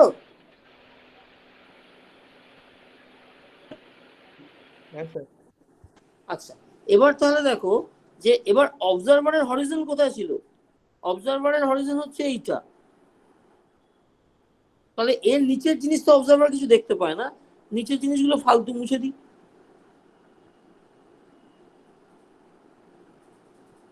তাহলে this is what the observer can see.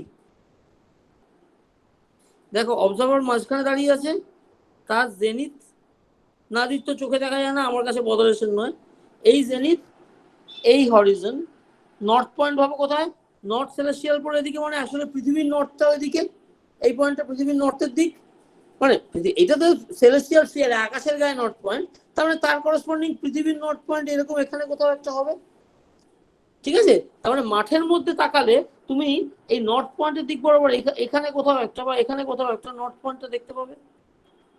মানে তোমার কম্পাস তোমাকে তো হরিজন্টাল প্লেনে দেখাবে, তারপরে নর্থের দিক মানে এরকম একটা কোনো দিকে নর্থ দেখাবে, ঠিক আছে? এইটা বোঝা গেল?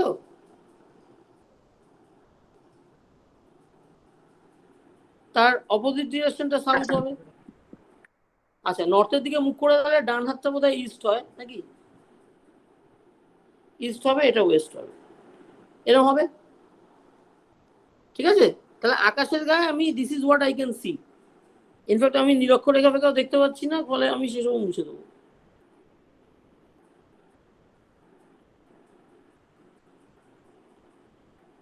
ঠিক আছে? তাহলে এই হচ্ছে আমি দেখতে পাচ্ছি, আসলে মাঠে দাঁড়িয়ে দেখলে আমার এই নর্থ পয়েন্ট হানাতে না এইসব হলো, এই বোঝা গেছে? এবার সূর্য উঠছে নামছে বা ইত্যাদি এই যে হচ্ছে, এটা ধরো স্টার, সূর্য, সে কোন পথে উঠছে নামছে, সে তো সূর্য উঠছে নামছে মানে কি, সে তো পৃথিবীর মোশনের জন্য আকাশটা ঘুরছে, আকাশের গায়ে সূর্য কোথাও বসে আছে, তারপরে সূর্য আকাশের সাথে ঘুরে যাচ্ছে, এটাই তো ওঠানামা নাকি? হ্যাঁ স্যার। দেখো হ্যাঁ স্যার। তাহলে যে স্টারটা, ধরো সূর্য যদি এই লাইন বরাবর থাকে, সূর্য এইরকম একটা জায়গা বরাবর উঠবে নামবে ডেলি, তাই না? এখান দিয়ে বেরিয়ে আসবে, এখান দিয়ে আকাশটা ঘুরছে, আর এখানে অস্ত যাবে, কারণ এরপরে কি তুমি দেখতে পাচ্ছ না মাটির নিচে নেমে গেছে, যেটা আমি মুছে দিয়েছি, আসলে সূর্য এই পথে ঘুরে এসছে আর কি,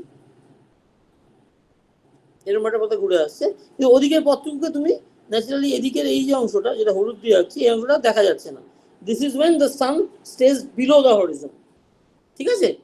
তাহলে এবং প্রত্যেকটা স্টারেরই এরকম হচ্ছে,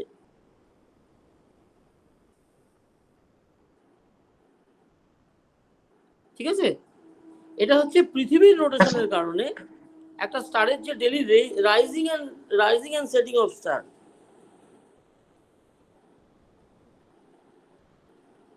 সেটিং এসিটিটি নাকি কে জানে বাবা, হ্যাঁ এটা হচ্ছে ডিউ টু ডেলি মোশন, মানে এটাকে কি বলে, নিজের চারপাশে যে মোশন, ডিউ টু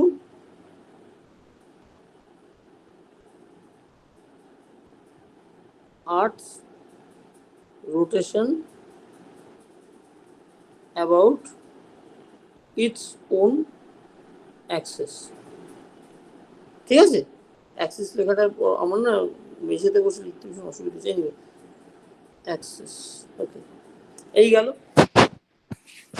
এইটা হচ্ছে ডেলি মোশন। তাহলে এই ডেলি মোশনের জন্য আমরা কি দেখতে পাবো, আমরা দেখতে পাবো হচ্ছে এরকম একটা জিনিস, যে তুমি যখন মাঠে দাঁড়িয়ে দেখছো, তুমি যখন মাঠে দাঁড়িয়ে এরকম ভাবে দেখবে, তুমি দেখছো যে সূর্যটা এরকম একটা পথে উঠবে নামবে, ব্যাকা কেন হলো, সোজা কেন না, কারণ তুমি তো নিরক্ষরেখায় দাঁড়িয়ে দেখছো না। দেখো তুমি মাঠে দাঁড়িয়ে আছো এরকম, এটা হচ্ছে তোমার, দেখো ছবিটা এরকম ভাবে যদি ভাবো, আমি তো রোটেট করাতে পারছি না, কিন্তু বুঝতে পারছো তুমি দাঁড়িয়ে আছো এইখানে,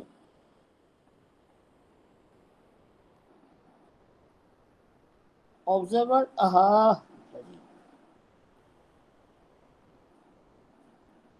তুমি দাঁড়িয়ে আছো এইখানে, তার ফলে তোমার কাছে সোজা দিক হচ্ছে এই দিক বরাবর, ঠিক আছে? তুমি দেখো তুমি একটা ব্যাকা পথে উঠতে নামতে, তোমার মাথা বরাবর ওঠা মানে নামা মানে এরম হওয়া উচিত ছিল, কিন্তু সেটা হচ্ছে না, হচ্ছে ব্যাকা পথে, বুঝতে পারছো? এইটা not this thing but this thing, বোঝা গেল? হ্যাঁ স্যার, বোঝা গেছে। হ্যাঁ স্যার। এবার এইটাই কখন সোজা হবে, যদি তুমি অ্যাকচুয়ালি নিরক্ষরেখায় থাকো, মানে আমরা যদি অ্যাকচুয়ালি ধরো সে ব্রাজিলের অধিবাসী বা এরকম কিছু একদম ট্রপিক্যাল জায়গায় কোথাও বসে আছি, মানে তো একদম বিষুবরেখার ওপর দিয়ে আমরা কোথাও বসে আছি, পৃথিবীতে এমন কোনো দেশ যেটা ঠিক বিষুবরেখার ওপর দিয়ে গেছে আর কি, মানে বিষুবরেখা আছে দেশের ওপর দিয়ে গেছে, সেরকম কোথাও যদি থাকো তাহলে সিনারিওটা কিরকম হবে ভাবো। সেখানে সিনারিওটা এরকম হয়ে যাবে যে এই হচ্ছে সেলেস্টিয়াল স্ফিয়ার, আমি ছোট করে আঁকছি, এই পৃথিবী নর্থ সাউথ বরাবর ঘুরছে, ঠিক আছে, নর্থ সেলেস্টিয়াল স্ফিয়ার এরকম ভাবে দেখিয়ে দিলাম, পৃথিবীর ইকুইটোরিয়াল প্লেন, এই হচ্ছে তাহলে এই হচ্ছে সেলেস্টিয়াল ইকুয়েটার। এবার পৃথিবীর গায়ে যে লোকটা ধরো এরকম একটা জায়গায় দাঁড়িয়ে আছে একদম ইকুয়েটারের ওপর দিয়ে,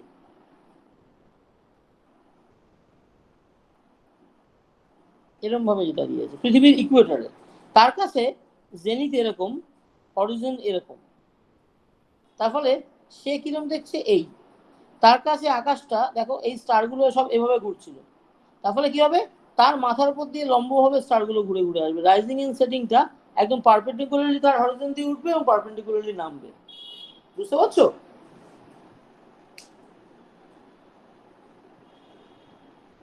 হ্যাঁ স্যার, বোঝা গেছে। ঠিক আছে, তার ফলে আমরা যেহেতু একদম নিরক্ষরেখায় নেই, আমরা সবসময় যে কোনো স্টারকেই একটু বেঁকা পথে উঠে নামতে দেখি। সূর্য কিন্তু আমরা কখনোই দেখবো না যে সোজা পারপেন্ডিকুলারলি হরিজন দিয়ে উঠলো আর পারপেন্ডিকুলারলি নেমে গেল, ওটা কখনো হয় না, ওটা সবসময় পারপেন্ডিকুলার থেকে একটু ডিফারেন্ট কিছু একটা হয়, এই জিনিসটা হয় না, এটা শুধু নিরক্ষীয় প্লেনে হয়, only for observer on the equator. আর এই সবুজটা হচ্ছে for observer at some general latitude।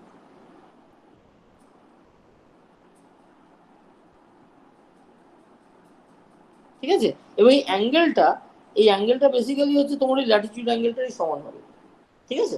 আচ্ছা, এই গেল। এবার তাহলে দেখো এই যে সূর্য এরকম ভাবে দেখছে, তাহলে এটা হচ্ছে সূর্যের ডেলি মোশন হলো। এবার এই ডেলি মোশনটা এখান দিয়ে দেখবে নাকি আরেকটু এদিক দিয়ে দেখবে নাকি আরেকটু এদিক দিয়ে দেখবে, এইটা কি এই পরিবর্তনটা কেন হবে? এই পরিবর্তনটা এই কারণে হবে দেখো, যে এই যে পৃথিবী সূর্যকে ঘিরে গেছে, এই যে তোমার এই যে 23.5 ডিগ্রির গল্পটা ছিল না, এই যে ওপরে বলছিলাম যে এই যে 23.5 ডিগ্রির গল্পটা ছিল, সেইটার জন্য কি হচ্ছে যে পৃথিবী সূর্যকে কখনো এইখান থেকে দেখছে, কখনো এখান থেকে দেখছে, কখনো এখান থেকে দেখছে, তার ফলে তোমার কখনো তুমি যদি নর্দার্ন হেমিস্ফিয়ারে থাকো তোমার এটাকে ছবি এঁকে দেখানো বেশ মুশকিল গো,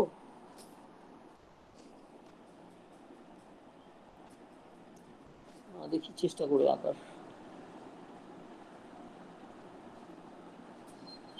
কিভাবে বলি, এভাবেই থাকে, সূর্য মাঝখানে কোথাও একটা আছে সূর্য। এবার ধরো পৃথিবী যখন এইখানে আছে এরকম প্লেনে, তখন দেখো এদিকটা নর্থ এদিকটা সাউথ, যখন এইখানে আছে তখন এই নর্থ এই সাউথ, যখন এরকম হয়ে গেছে তখন দেখো এদিকটা নর্থ এদিকটা সাউথ। তুমি দেখতে পাচ্ছ যে কখনো সাউথটা বেশি পাচ্ছে কখনো নর্থটা বেশি পাচ্ছে, বুঝা যাচ্ছে? হ্যাঁ স্যার বোঝা যাচ্ছে। তার ফলে কি হবে যে আমরা করসপন্ডিং যে সূর্যকে আমরা তো উল্টো দেখবো, ফলে আমরা এই যে সূর্যকে ঘুরতে দেখছি, এটা আমরা কখনো দেখবো সূর্য একটু নর্থ বরাবর ঘুরে আসছে, মানে কখনো সূর্য এই একটু নর্দার্ন স্ফেরিক্যাল মানে কি নাম এটা সেলেস্টিয়াল স্ফিয়ারে, কখনো সূর্যকে দেখবো নর্থ দিয়ে ঘুরে আসছে, কখনো দেখবো একটু সাউথ দিয়ে ঘুরে আসছে, সরি একটু ঘুরে গেল, এই যে ঘুরে আসছে মানে কি দেখো বছরে যে সময় সূর্য এই নর্দার্ন হেমিস্ফিয়ারের দিকে ঝুঁকে থাকে বলে আমাদের মনে হয়, সেই সময় সূর্যের ডেলি মোশনটা কিরকম হবে দেখো, সূর্য আমাদের পৃথিবীর ঘোরার জন্য যে ঘুরছে সেই ঘোড়াটা হচ্ছে আকাশের ঘোড়া, এই জিনিসটা সূর্য একদিন আকাশে এই পথ দিয়ে ঘুরে আসছে, কদিন বাদে সূর্য যখন এইখানে আসে তখন সূর্যকে আমি এইখান দিয়ে ঘুরে আসতে দেখবো, কদিন পরে সূর্য যখন এখানে আসে তখন আমি করসপন্ডিং আরেকটা কোনো পথ দিয়ে ঘুরে আসতে দেখবো, বুঝতে পারছো? যখন সূর্য এইখানে ছিল তখন সূর্যকে আমি এখান দিয়ে ঘুরে আসতে দেখতাম। বোঝা যাচ্ছে? আচ্ছা, মানে এটা তো ছবিটাকে আমি সূর্যের সেরকম উত্তরায়ণ আর দক্ষিণায়ন বলে একটা ছোট করে এক্স্যাক্টলি বলছিলাম, ওই হিসেবে। এক্স্যাক্টলি তার মানে কি সূর্যকে দেখো ডেলি, এই যে লাল দিয়ে আমি ডেলি মোশনটা দেখালাম, daily apparent motion of the sun, ঠিক আছে, actually due to earth's motion, earth's daily rotation, ঠিক আছে, এই লাল দিয়ে। আর সারা বছরে সূর্য যে পথে ঘুরে আসছে, যেটাকে আমি এইরকম একটা উদ্ভট ইয়েলো দিয়ে দেখাচ্ছি, এইটা এইটা এই যে সূর্যের পজিশনটা, এর জন্য সারা বছরে সূর্যকে, মানে বুঝতে পারছি, জানুয়ারি মাসে হয়তো আমি ওপর দিয়ে ঘুরতে, সাউথ দিয়ে ঘুরে আসতে দেখছি, ডিসেম্বর মাসে সাউথ দিয়ে ঘুরতে দেখছি, কিন্তু জুন জুলাই মাসে মে মাসে সূর্য হচ্ছে নর্দার্ন হেমিস্ফিয়ারে আসে, নর্থ দিয়ে ঘুরে আসতে দেখছি। এই যে সারা বছরে যে মোশনটা হলো, সারা বছরে যদি দেখো সূর্যকে, যে তোমার মনে হচ্ছে আজ এভাবে ঘুরে এলো পৃথিবীকে, এইটা হচ্ছে yearly motion, annual motion of sun. এটাও কি actually due to earth's revolution around sun, ঠিক আছে।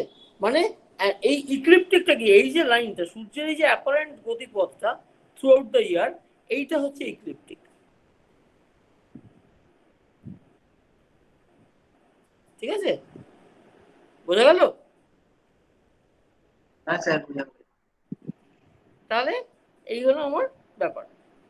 এবার তাহলে এই যে ইক্লিপটিক, এই যে সূর্যটা তাহলে এই যে পৃথিবীকে সূর্য যে ক্রস করে এই যে এভাবে ঘুরছে, এইটাকে আরেকটা কোনো কালার দিই যাতে পরিষ্কার বুঝতে পারি। কি কালার দেওয়া যায়? ধরো এই ম্যাজেন্টা দিয়ে দিই। এই যে ধরো ঘুরে আসছে,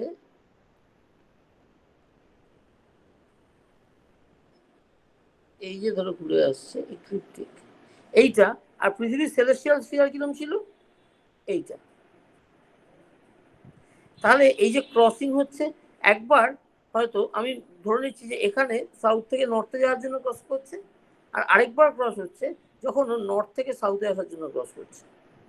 এই যখন নর্থ সাউথ থেকে নর্থে যাওয়ার জন্য এটা হচ্ছে উত্তরায়ণ, এইটা হচ্ছে ভার্নাল ইকুইনক্স, আর যখন এটা হচ্ছে অটম ইকুইনক্স। বোঝা গেল? এবার দেখো এই ভার্নাল ইকুইনক্সটা তাহলে আকাশে এই সেলেস্টিয়াল স্ফিয়ারের গায়ে আমরা এই ইকুয়েটর বলছি, সেটা একটা ইউনিক, এই ইকুয়েটরের উপরে একটা ইউনিক পয়েন্ট,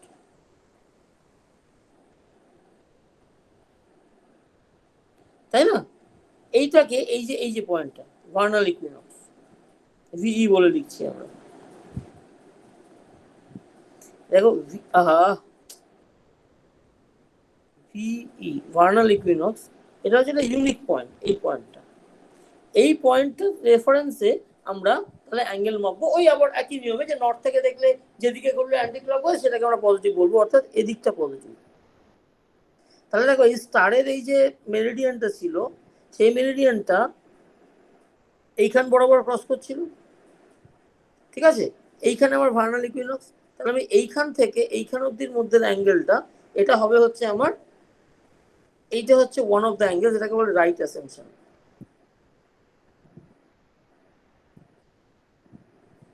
আর এ বলে শর্টে, ঠিক আছে। আর এই যে অ্যাঙ্গেলটা, এই যে ভার্নাল ইকুইনক্সের এই যে প্লেনটা, তার থেকে যতটা অ্যাঙ্গেল উঠছে সেটা ছিল হচ্ছে ডেক্লিনেশন। তোমরা কি বুঝতে পারলে? স্যার রাইট অ্যাসেনশনটা একবার দেখান তো, ছবিটা একদম অস্পষ্ট। দেখ,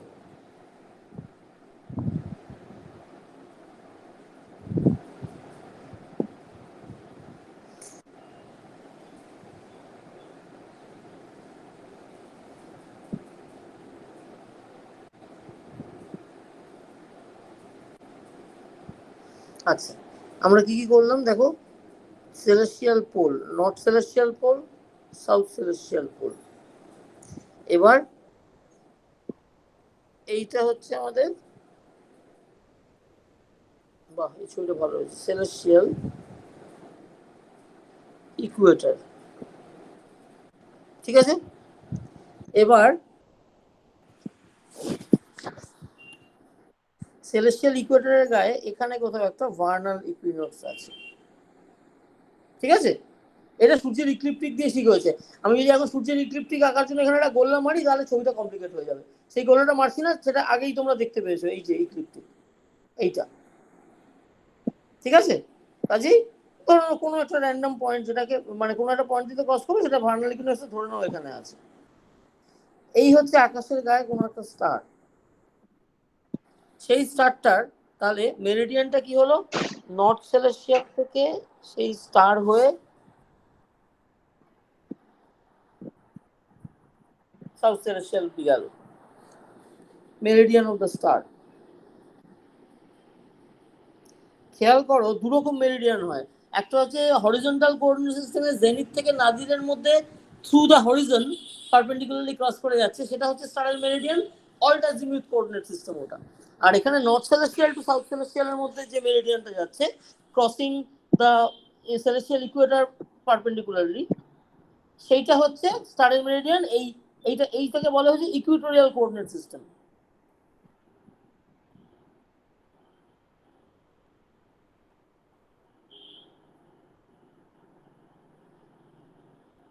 ঠিক আছে? এই পুরো জিনিসটার নাম হচ্ছে ইকুইটোরিয়াল কোঅর্ডিনেট সিস্টেম। আচ্ছা, এবার এই স্টারের আমি কি করে কোনটা কোনটা মাপবো? একটা হচ্ছে দেখো লোকাল মেরিডিয়ান কোনটা বলেছিলেন? এই শোনো, লোকাল মেরিডিয়ান গ্লোবাল মেরিডিয়ান বলে কিছু না, একটা স্টারের মেরিডিয়ান তার মানে হচ্ছে দেখো তুমি মেরিডিয়ান মানে কি, তোমার এই যে বড় একটা সার্কেল এঁকেছি, সেই বিগ সার্কেলে আমার নর্থ সাউথে হচ্ছে রেফারেন্স পয়েন্ট সেন্ট্রাল অ্যাক্সিসটা, আর ইকুয়েটর হচ্ছে বিগ সার্কেল যেটা রেফারেন্স। দেখো দুটো অ্যাঙ্গেল স্ফিয়ারের আসল গল্পটা কি, একটা স্ফিয়ারের গায়ে তুমি এদিক বরাবর ফাই আর এদিক বরাবর থিটা মাপবে, এই তো বাংলা কথা, তাই না?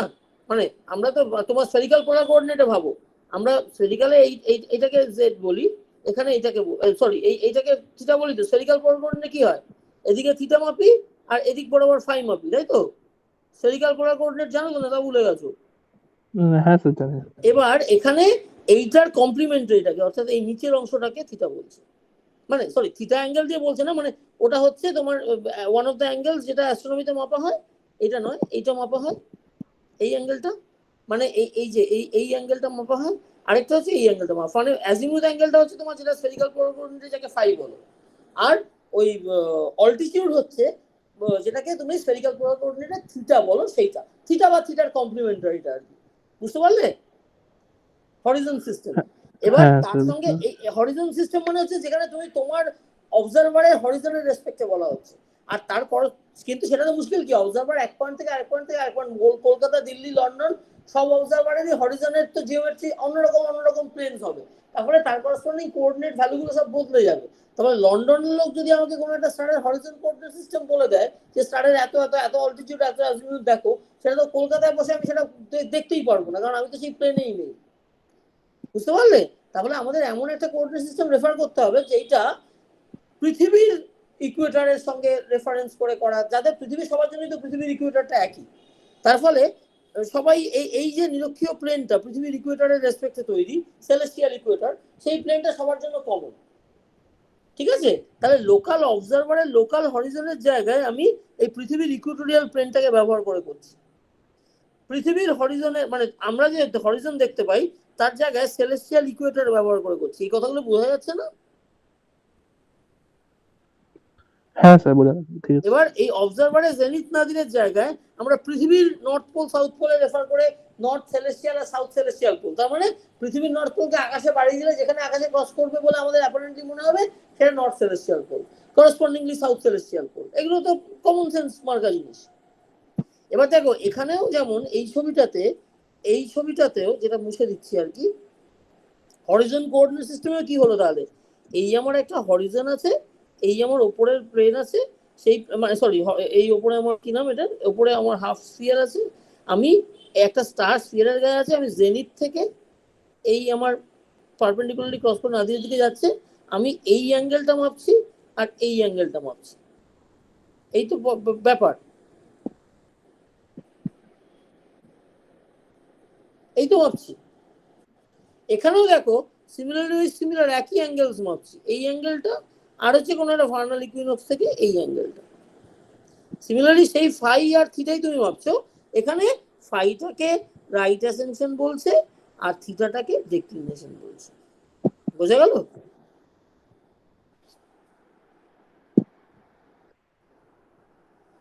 হ্যাঁ স্যার ক্লিয়ার।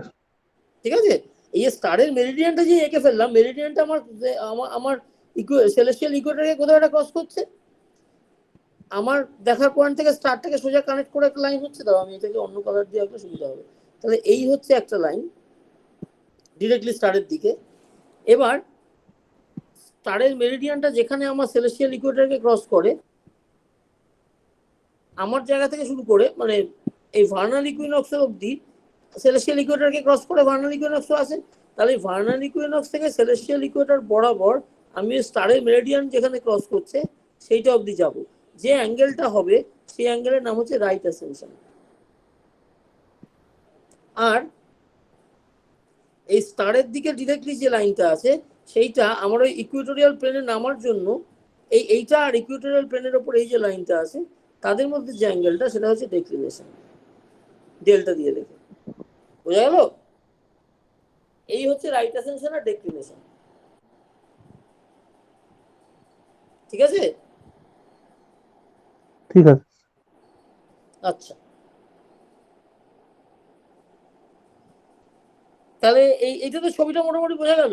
এবার ওই তোমরা যে ছবিটা বুঝতে পারোনি বলছো সেটা হচ্ছে যে আমি একটা ইয়ের মধ্যেই তোমার ওই হরিজন সব এঁকে দেখেছি। কারণ কি, এবার ব্যাপারটা বুঝলো যে আমাদের তোমাকে যদি চট করে বলে যে একটা স্টার কোথায় আছে, কোন পজিশন আছে মাপো তো, সেটা তোমার পক্ষে কোনটা সুবিধা? যে তুমি একটা মাঠের মধ্যে গিয়ে দাঁড়ালে টেলিস্কোপ নিয়ে দাঁড়িয়ে তুমি বললে হরিজন থেকে এতটা অ্যাঙ্গেলে উঠবো আর নর্থ থেকে এতটা অ্যাঙ্গেলে ঘুরবো। তাহলে মানে বেসিক্যালি কি, আমি একটা টেলিস্কোপ নিয়ে দাঁড়িয়েছি, টেলিস্কোপটাকে আমি এদিক থেকে ওদিক বরাবর হরিজন বরাবর ঘোরাচ্ছি আর মাঠের জমি থেকে কতটা তুলছি। এই হচ্ছে আমার অ্যাজিমুথ আর এই হচ্ছে অল্টিটিউড। হয়ে গেল, খেলা শেষ। মাঠের মধ্যে দাঁড়িয়ে এটা করা অনেক ইজি, বুঝতে পারছো? একটা মাঠের মধ্যে একটা টেলিস্কোপ লাগিয়ে টেলিস্কোপ যখন লাগাবো আমার বেসিক্যালি কি, আমার কোন দিকে কতটা অ্যাঙ্গেলে আকাশের দিকে তুলতে হবে আর আকাশে এই দিক বরাবর আমি কি মানে স্কুল বাড়ির দিকে তাকাবো না পোস্ট অফিসের দিকে তাকাবো, মানে টেলিস্কোপটা কোন দিকে ঘুরিয়ে রাখবো, মানে টেলিস্কোপটা এদিকে মুখ করে রাখবো না এদিকে মুখ করে রাখবো না এদিকে মুখ করে রাখবো, সেইটা হচ্ছে আমার অ্যাজিমুথ অ্যাঙ্গেল। আর আকাশের গায়ে বরাবর কতটা উপর দিকে নিচের দিকে তুলবো না হবো সেটা হচ্ছে এইটা হচ্ছে অল্টিটিউড আর এইটা হচ্ছে অ্যাজিমুথ। তাহলে দেখো এই হরিজন কোঅর্ডিনেট সিস্টেমটা সেট আপ করা খুব ইজি, খুব ইনটিউটিভ। টেলিস্কোপ ঘোরানো ফেরানোটা হরিজন কোঅর্ডিনেট সিস্টেম অনুযায়ী করতে আমাদের সুবিধা হয়। ঠিক আছে? তার ফলে যে কোনো একটা স্টারে যখন অবজার্ভ করছি তখন ফটাফট আমি কোন রিডিংটা ঝট করে নিতে পারবো, যে অল্টাজিমিউথের রিডিংটা আমি ঝট করে নিতে পারবো। কিন্তু তোমাকে যদি বলে যাও তুমি গিয়ে রাইট অ্যাসেনশন ডিক্লিনেশন মাপো, তাহলে তুমি এবার ভাবো তুমি মাঠের মধ্যে একটা টেলিস্কোপ হাতে নিয়ে দাঁড়িয়ে আছো, তুমি কোথায় ভার্নাল ইকুইনক্স কোথায় পৃথিবীর নর্থ সেলেস্টিয়াল পোল কি তুমি বুঝবে? কারণ ওগুলো ডিটেক্ট করার জন্য তোমার আলাদা করে মেজারমেন্ট করতে হবে, বুঝতে পারছো? হ্যাঁ স্যার বোঝা যাচ্ছে। তার ফলে celestial coordinate system যেটা equatorial coordinate system is convenient because it is the same for all observers, but horizon coordinate system is convenient because it is easy to use. তাহলে অবজার্ভ করার সময় প্রথমত আমরা এই অল্টাজিমিউথ কোঅর্ডিনেট সিস্টেম বা Harijan coordinate সিস্টেমে অবজারভেশনটা করে নিই এবং টাইমটা খেয়াল রাখি যে কটার সময় কোন অবজারভেশন করছি। If I know the time then I know my position. এবার দেখো আমি আমার পৃথিবীতে ল্যাটিটিউড কত জানি, আমি যদি টাইমটা জানি আর ল্যাটিটিউড মানে কোথায় দাঁড়িয়ে অবজার্ভ করেছি জানি, তাহলে এবং বছরের কোন সময়টার সময় সবটাই তো টাইমের মধ্যে ঢুকে আছে, এই ল্যাটিটিউড টাইম এবং অল্টাজিমিউথ ডেটা থেকে আমি RA deck বার করে ফেলতে পারি। If I no this things I can calculate what the RA and deck is। তার ফলে কি হবে যে আমি অবজারভেশনের সময় যা ব্যবহার করছি আর RA deckটা আমি ইজিলি রিলেট করে ফেলতে পারবো। তার করসপন্ডিং বেসিক্যালি স্ফেরিক্যাল ট্রিগোনোমেট্রির একটু অঙ্ক আছে কিন্তু ইজিলি রিলেট করে ফেলা যায়। বুঝতে পারলে? হ্যাঁ স্যার বোঝা যাচ্ছে। আচ্ছা, তাহলে এই হচ্ছে আমার এই দুটো মেনলি এই দুটো টাইপ অফ কোঅর্ডিনেট সিস্টেম। এবার তোমরা আমি যা বলে দিলাম এটার উপর বেস করে তোমরা এই ভিডিওটাকে ফোনে টোনে ডাউনলোড করে নিও, যাতে বারবার করে ডেটা না খাপাতে হয়, করে তোমরা ওটা কিন্তু বারবার করে দেখো ওই জায়গাগুলো আর কি যেখানে এই কথাগুলো আছে। কারণ ওখান থেকে ভাই কিন্তু তেরে প্রশ্ন হবে তোমাদের এই সেমে হোক বা পরের সেমিস্টার। অ্যাস্ট্রো নিয়ে আমাদের পরের সময় অ্যাস্ট্রো ঘাটের উপর চেপে থাকবে। অ্যাস্ট্রো ল্যাব এই সেমিস্টারে নেই, পরের সেমিস্টারে তো থাকবে। অ্যাস্ট্রো ল্যাবে কিন্তু এই জায়গাটা থেকে খুব হেভিলি প্রশ্ন করা হয়, ঠিক আছে? সেটা যেন তোমরা বলতে পারো, কারণ ওখানে যদি বলতে না পারো এই ধরনের জিনিস, তাহলে কিন্তু খুব হেভিলি এক্সটার্নাল যে থাকবে সে মার্কস কাটবে। কারণ মানে তুমি অ্যাস্ট্রোফিজিক্সের ছাত্র নর্থ সেলেস্টিয়াল সাউথ সেলেস্টিয়াল গুলিয়ে ফেললে বা এইগুলো গুলিয়ে ফেললে লোকে খুব গালাগাল করবে, ঠিক আছে? কাজে এই যে 1 ঘন্টার যেটা দেওয়া আছে ওইটাকে খুব ভালো করে বারবার করে দেখো, যাতে দেখো এই যে আমি যে ছবিটা আঁকছি, আমি তো কোনো বই দেখে ছবিটা আঁকছি না, তোমরা যেন এইভাবে ছবিটা ফটাফট আঁকতে পারো। ছবিটা দেখতে সুন্দর হওয়ার দরকার নেই, কিন্তু ছবিটা যেন তোমার কাছে ক্লিয়ার থাকে যে কোনটা কোনখান থেকে কি অ্যাঙ্গেল মাপছি, কোনটাকে আরে বলছে, কোনটা টেক বলছে, এখানে যেন করবে না আর কি। বোঝা গেল কি বললাম? এইটা বহুবার প্র্যাকটিস করো, না হলে করতে পারবে না, ঠিক আছে? হ্যাঁ স্যার, ঠিক আছে। আচ্ছা, এইবার আমরা এইখান থেকে একটু সরে গিয়ে ওই যেটা বলতে গিয়ে এসব কথাবার্তা উঠলো, সেটা হচ্ছে যে স্টার আকাশের এই যে এইসব দেখা ফাঁকা ইত্যাদি। আমি আজকে তোমাদের বেসিক্যালি কতগুলো নমেনক্লেচার, এই যে ফোটন ডিটেক্টর, হ্যানা ত্যানা, এইসব স্টার লাইট পলিউশন, এই সমস্ত বলছি আর কি। আচ্ছা, এখানে আচ্ছা ফটোগ্রাফ, যেটা বলতে গিয়ে এইসব যেটা বলতে গিয়ে অন্যদিকে চলে গেলাম, এটা যে ফটোগ্রাফ চোখ দিয়ে দেখছি, ফটোগ্রাফি প্লেট দিয়ে দেখছি, ফটো ডিটেক্টর দিয়ে দেখছি ইত্যাদি, বলতে গিয়ে বললাম যে দেখো আকাশে যত তুমি আকাশের এই জেনিথের দিকে যাবে তত তুমি বেশি উজ্জ্বল স্টারকে দেখতে পাবে বা বেশি সংখ্যক স্টার দেখতে পাবে, এবং আকাশের প্রত্যেক পয়েন্টেই আসলে স্টার আছে, কারণ মানে স্টার তো বিভিন্ন ডিস্টেন্স থেকে আসছে।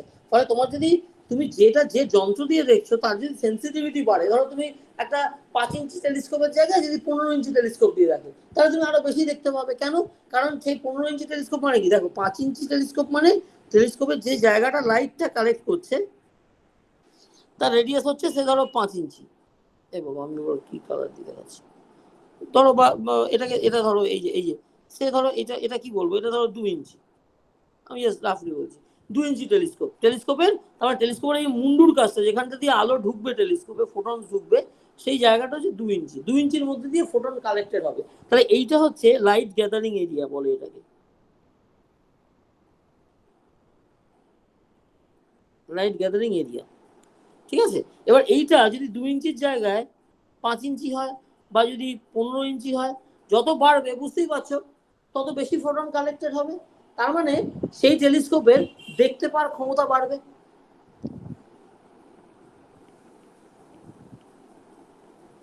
Bigger the light collecting area, better is the telescope. কারণ কি, বেশি সংখ্যক ফোটন যদি ডিটেক্ট করতে পারি ইন্টেন্সিটি বেড়ে যাবে। ইন্টেন্সিটি বাড়া মানে মোর ক্লিয়ারার ইমেজ, মোর কি বলবো, মোর রিফাইন্ড ইমেজ, অর্থাৎ রেজলিউশনটাও বেড়ে যাবে।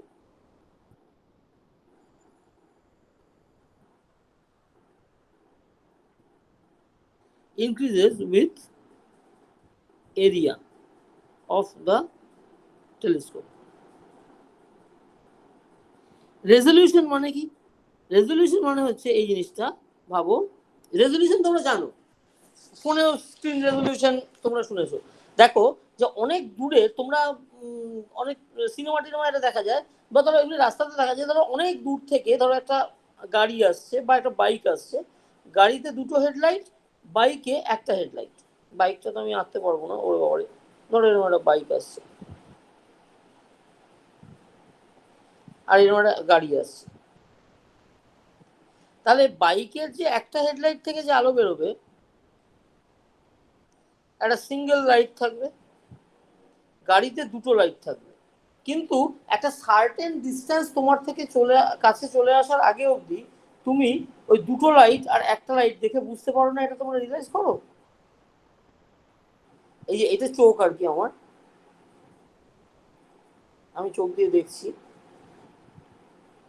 তুমি এই যে 2টো লাইট পড়ছে আর একটা লাইট পড়ছে, এটা একটা সার্টেন ডিস্টেন্স তোমার থেকে চলে এসছে, তারপরে তুমি ওই 2টো লাইট বা একটা লাইট এটা বুঝতে পারবে।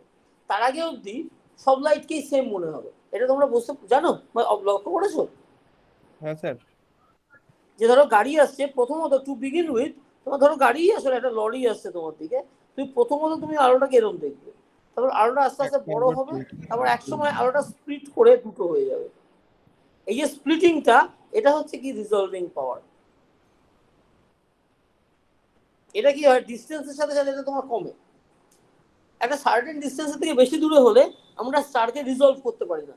মানে কি, যেমন ধরো আকাশের বহু স্টারই এমন আছে, ইনফ্যাক্ট আকাশের বেশিরভাগ স্টারই হচ্ছে বাইনারি স্টার, মানে দুটো স্টার আছে আসলে, কিন্তু আমরা সেটাকে লাইটের একটা স্পটের মতো দেখি। কেন? এত দূরে আছে যে দুটোর আলাদা ইমেজ দেখতে পাচ্ছি না, পয়েন্টের মতো মনে হচ্ছে। বুঝতে পারলে? বুঝতে পারলে? যাচ্ছে না কি রে বাবা? হ্যাঁ স্যার। হ্যাঁ স্যার বুঝতে স্যার পেরেছি। আচ্ছা, হ্যাঁ স্যার আর একটা জিনিস হচ্ছে যে এরিয়াটা যদি বড় হয় তাহলে তো ফ্লাক্স যেটা আমরা রিসিভ করছি সেটার পরিমাণও তো বাড়বে। আরে বাবা, ফোটন কাউন্ট ফ্লাক্স এ তো ঘুরে ফিরে একই তো কথা। এরিয়ায় তো বাড়বে, স্যার। তো ফ্লাক্স কালেক্টেড বাড়বে, তার মানে যে নাম্বার অফ ফোটনস কালেক্টেড বাড়বে। যত সেটা বাড়বে তত তোমার রেজলিউশন বাড়বে। রেজলিউশনের ভ্যালুটা হয় হচ্ছে 1.22 λ/2, যেখানে ডি হচ্ছে ডায়ামিটারটা। ঠিক আছে, না এটা স্যার হচ্ছে আমি বলতে রিজলভিং চাইছিলাম পাওয়ার। যে ওই অর্থাৎ আগে এই যে আমরা এক সেকেন্ড দাঁড়াও বাবা, দাঁড়াও। রিজলভিং পাওয়ারটা খুব সম্ভবত ডেল্টা থিটা বাই থিটা না, এটা কি দিয়ে বলে, ঠিক আছে? তার মানে হচ্ছে যে তুমি মানে বেসিক্যালি এভাবে ভাবো যে ধরো সূর্য, তুমি যে সূর্যকে আকাশে দেখতে পাচ্ছ, তুমি একটা বলের মতো দেখো। মানে অ্যাকচুয়ালি ধরো তুমি যদি একটু কি বলবো, একটু ওই কি বলে যেন ওগুলোকে, মাইলিং পেপার টাইপ অফ জিনিসের মধ্যে দিয়ে দেখো, মানে যেটাতে যাতে ইন্টেন্সিটি একটু কমে যায়, তুমি তাকাতে পারো। তুমি যদি অ্যাকচুয়ালি সূর্যের দিকে তাকাও, এমনি চোখটা গুড়ি গুড়ি করে তাকালে তো তুমি একটা ব্লাড জিনিস দেখবে, কারণ তুমি ক্লিয়ারলি চোখ খুলে দেখতেই পারবে না সূর্যের দিকে, দেখতে যেও না। কিন্তু ওই মাইলার পেপার বলে এক ধরনের কাগজ হয়, বা ধরো থিন অ্যালুমিনিয়াম শিট, এক্সপ্রেস বা সিট ধরো যেগুলো স্যার, একটু এক্সপ্রেস সিট। এক্সট্রা শিট এই ধরনের গুলো, বা ধরো একটু ভালো কোয়ালিটি সানগ্লাস হলেও হয়তো মোটামুটি হবে। তুমি তার মধ্যে দিয়ে যদি তাকিয়ে দেখো, ভালো কোয়ালিটি সানগ্লাস দরকার নেই, মানে ধরো এনিওয়ে, মানে এই ধরনের কিছু কিছু মেটেরিয়ালের মধ্যে দিয়ে যদি তাকিয়ে দেখো, তুমি দেখবে সূর্যের অ্যাকচুয়ালি তুমি একটা গোল সুন্দর, একদম সুন্দর ডিস্ক দেখতে পাবে। ঠিক আছে, এই যে ডিস্কটা দেখতে পাচ্ছ, তার মানে কি তুমি সূর্যের এদিকটাকে আর এদিকটাকে ডিস্টিংগুইশ করে আলাদা আলাদা ইমেজ হিসেবে দেখতে পাচ্ছ, আলাদা আলাদা ইমেজের মধ্যে আলাদা আলাদা পয়েন্ট। তুমি সূর্যকে পয়েন্টের মতো দেখছো না, বুঝতে পারছো? তার মানে কি সূর্যের ইমেজটা হচ্ছে একটা রিজলভড ইমেজ। কিন্তু আকাশের বেশিরভাগ স্টারই হচ্ছে রিজলভড ইমেজ নয়। ইনফ্যাক্ট সূর্য আর চাঁদ ছাড়া কেউই রিজলভ নয়, তাই না? তোমরা যদি টেলিস্কোপ, আমাদের যে টেলিস্কোপ আছে সেই টেলিস্কোপ কোনোদিন ব্যবহার করে দেখতে পারো, তাহলে দেখবে জুপিটার বা ইভেন স্যাটার্নকেও আমি রিজলভ স্যাটার্নের ছবি দেখেছি। গত বছর স্যাটার্নের কাছাকাছি এসেছিল একবার, তখন স্যাটার্নের আমি ছবি দেখেছিলাম। মানে ওই টেলিস্কোপ আমি দিয়েছিলাম কিনা জানি না, আমার কাছে ফোনে বোধহয় আছে, আমি তোমাদেরকে দেখিয়ে দেবো, দেখো। ঠিক আছে, এই কনজাংশনের সময়, হ্যাঁ হ্যাঁ এই কনজাংশন হয়েছিল যখন স্যাটার্ন আর বৃহস্পতি স্যার, তখন। হ্যাঁ এক্স্যাক্টলি ওই সময়। কারণ কি দেখো, এমনি সময় না আকাশে তুমি স্যাটার্নকে দেখতে পাবে না। এই কারণে নর্মালি আমি লক্ষ্য করেছি, আমি গত 10-12 বছর ধরে খেয়াল করছি, স্যাটার্ন যে সময় আমাদের হরিজনের ওপরে ওঠে সেই সময়টা হচ্ছে রাত্রি 3টের সময়, হ্যাঁ ভোর 4টের সময়, বা ধরো রাত্রি 2:30, সেই সময়টা তো ইউনিভার্সিটি টেলিস্কোপ লাগিয়ে বসে থাকা সম্ভব বলে আমি কোনোদিন স্যাটার্ন দেখতে পাইনি। কিন্তু গত বছর কোনো কারণে মানে ওই ঘুরতে ঘুরতে আর কি, ওটা একটা মানে মোটামুটি সন্ধ্যাবেলা 6টা 7টা 8টা 9টা এই সময় দিয়ে স্যাটার্ন, যেহেতু জুপিটার কিন্তু সন্ধ্যা সন্ধ্যা উঠে যায়, তার ফলে তুমি জুপিটারকে জুপিটারের বসে কাছাকাছি তো সময়। থাকছে এখন সেটা। হ্যাঁ বলো। না মানে কিছুদিন আগে দেখলাম জুপিটারের পাশেই তো ছিল সেটা। সেটা তো যে এখন আছে, বহু বছর বাদে ওটা এখন হচ্ছে মানে 2 বছর বাদে তো ওটা সরে যাবে না, ওটা আবার দেখবে কিছু বছর বাদে দেখবে ওটা আস্তে আস্তে টাইমিংটা সরে যাবে। বুঝতে পারছো? জুপিটার আর স্যাটার্ন তো আর ইন সিনক্রোনাইজেশন ঘুরছে না, কোনোভাবে ঘুরতে ঘুরতে কাছাকাছি চলে এসেছে। এখন কিছু বছর ওটা থাকবে, আবার ইভেন্চুয়ালি সরে যাবে, আবার তো বহু বছর বাদে তুমি ওই ব্যাপারটা দেখতে পাবে। আমি তার আগে 8-9 বছরে আমি ওটা কখনো দেখিনি আর কি, বুঝতে পারছো? ও হ্যাঁ স্যার বুঝতে পেরেছি। তার ফলে স্যাটার্ন আমি কখনো দেখতে পাই, স্যাটার্ন আমার ইন্টারেস্ট ছিল যে ডিস্কটা দেখতে পাওয়া। অন্য জুপিটার আমি প্রতি বছরই দেখি, টেলিস্কোপ লাগালেই দেখা যায়। তার ফলে এবং জুপিটার টেলিস্কোপে লাগিয়ে দেখলে তুমি দেখবে জুপিটারের ডিস্কটা তুমি মানে জুপিটারের তুমি সাইজটা বুঝতে পারবে, যারা ডিস্ক মানে বেসিক্যালি স্ফেরিক্যাল জিনিস। তার ইনফ্যাক্ট জুপিটারের গায়ে যে কতগুলো লাইন্স থাকে, সেটা তুমি যদি জুপিটারের অ্যাকচুয়াল ছবি ইন্টারনেট থেকে দেখো, দেখবে জুপিটারের গায়ে তো অ্যাকচুয়ালি তোমার হাইড্রোজেন ক্লাউডের স্টর্মস বইছে, তার ফলে সেই দুজনের লাইন্স দেখা যায়। এবং সেটাও আমাদের ওই 8 ইঞ্চি টেলিস্কোপ দিয়ে ক্লিয়ারলি বোঝা যায় যে ওই স্টর্ম লাইন্স রয়েছে। এবং জুপিটারের যে 4-5টা বড় স্যাটেলাইট, 4টে বোধহয় বড় স্যাটেলাইট, সেইগুলোকেও দেখা যায়। ওই যে গ্যানিমিড, ইউরোপা, ক্যালিস্টো, আর একটা কি এটা রয়েছে জানো, হ্যাঁ এমাইস বা কিছু বোধ হয়, আইস বোধ হয় ওর নাম, না ভুল বলছি, ইউরোপা, গ্যানিমিড, ক্যালিস্টো, আর একটা কি নাম আছে জানো। এনিওয়ে, তো এই চারটাকে, এগুলো সব পরিষ্কার দেখা যায় ইয়েতে, কাজে এগুলো হচ্ছে সব রিজলভ ইমেজ। স্যাটার্নেরও আমি দেখেছিলাম রিজলভ ইমেজ, মানে স্যাটার্নের মধ্যে খুব হালকা ভাবে ওর ওই ডিস্ক আছে না, স্যাটার্নের রিংটা আলাদা করে বোঝা যায়, ব্লাডি ইমেজ কিন্তু বোঝা যায়, ঠিক আছে, এইরকম দেখতে পাচ্ছি। কিন্তু তোমাকে যদি বলে ধরো আমাদের সূর্যের পরে নেক্সট নিয়ারেস্ট যে স্টারটা আছে আলফা সেন্টুরি না কি নাম, প্রক্সিমা সেন্টুরি, সেটা তুমি রিজলভ দেখা যায় না, সেটা রিজলভ দেখা যায় না, সেটা তোমার একদম পয়েন্ট সোর্সের মতো দেখতে লাগে, ঠিক আছে। মজা হচ্ছে যেটাকে আমি পয়েন্ট সোর্স বলছি, সেটাও কেউ দেখবে তোমরা আকাশে যদি অ্যাকচুয়ালি তাকিয়ে দেখো, আজকে সন্ধ্যাবেলাও দেখতে পারো, যে আসলে ঠিক পয়েন্ট না হয়ে এরকম, এটা তোমরা দেখতে পাচ্ছ, এই যে এখানে দেখো, এই যে সেন্টারে একটা পয়েন্ট দেখেছি, এই পয়েন্ট না হয়ে আসলে স্টারটা তুমি যদি তাকিয়ে দেখো, তুমি একটা এরকম জিনিস দেখতে পাও, একটু চওড়া লাগে দেখতে, মানে মনে হয় যেন একটা ফাইনাইট সাইজ আছে, মনে হয় না? এক্সোপ্ল্যানেট গুলোকে দেখা যায় হ্যাঁ না, স্যার। মানে ওই টেলিস্কোপ বাবা না, আমি জানি না এক্সোপ্ল্যানেট কি করে দেখা যাবে, তো এক্সোপ্ল্যানেট দেখা যাওয়া কি আমাদের 8 ইঞ্চিতে কখনো দেখা যায়? আর তুমি লোকেশনটা বুঝবে কি করে? ধরো যদি দেখা যায়ও, তুমি আকাশের গায়ে কোন দিকে টেলিস্কোপ ঘুরিয়ে ওটা খুঁজবে? হ্যাঁ সেটাই তো বুঝতে আমরা পারছো?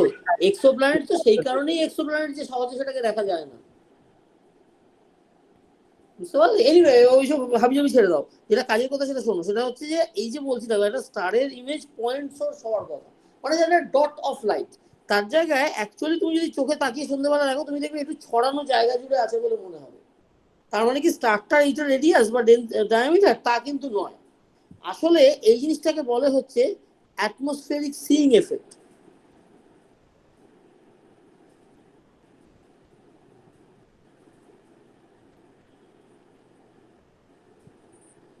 এটার মানে কি, যে স্টার থেকে তোমার টেলিস্কোপে যে আলো এসে পড়ছে, তোমার টেলিস্কোপে তার মাঝখানে তো পৃথিবীর অ্যাটমসফিয়ার বসে রয়েছে। এই পৃথিবীর অ্যাটমসফিয়ারের মধ্যে প্রচুর পার্টিকেলস রয়েছে, প্রচুর এয়ার মলিকিউলস রয়েছে, হ্যানা তেনা, তারা ক্রমাগত কি হচ্ছে, যে ওই অ্যাটমসফিয়ারের মধ্যে ক্রমাগত, অ্যাটমসফিয়ার তো একটা কনস্ট্যান্ট মিডিয়াম নয়, সেটা তো ক্রমাগত সেই অ্যাটমসফিয়ারের টেম্পারেচার বাড়ছে কমছে, হ্যানা তেনা এইসব হচ্ছে তো।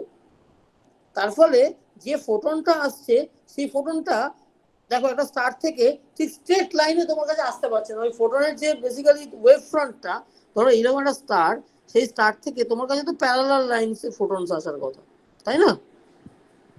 কারণ কি, অনেক ইনফিনিটি থেকে আসছে তো প্রায়, তারপরে ফোটনের ওয়েভ ফ্রন্টটা প্যারালাল হওয়ার কথা, এবং তুমি যখন টেলিস্কোপে ওই আইপিসের মধ্যে দিয়ে ফোকাসিং করবে, তখন তার একটা পয়েন্টে পড়ার কথা, বুঝতে পারছো?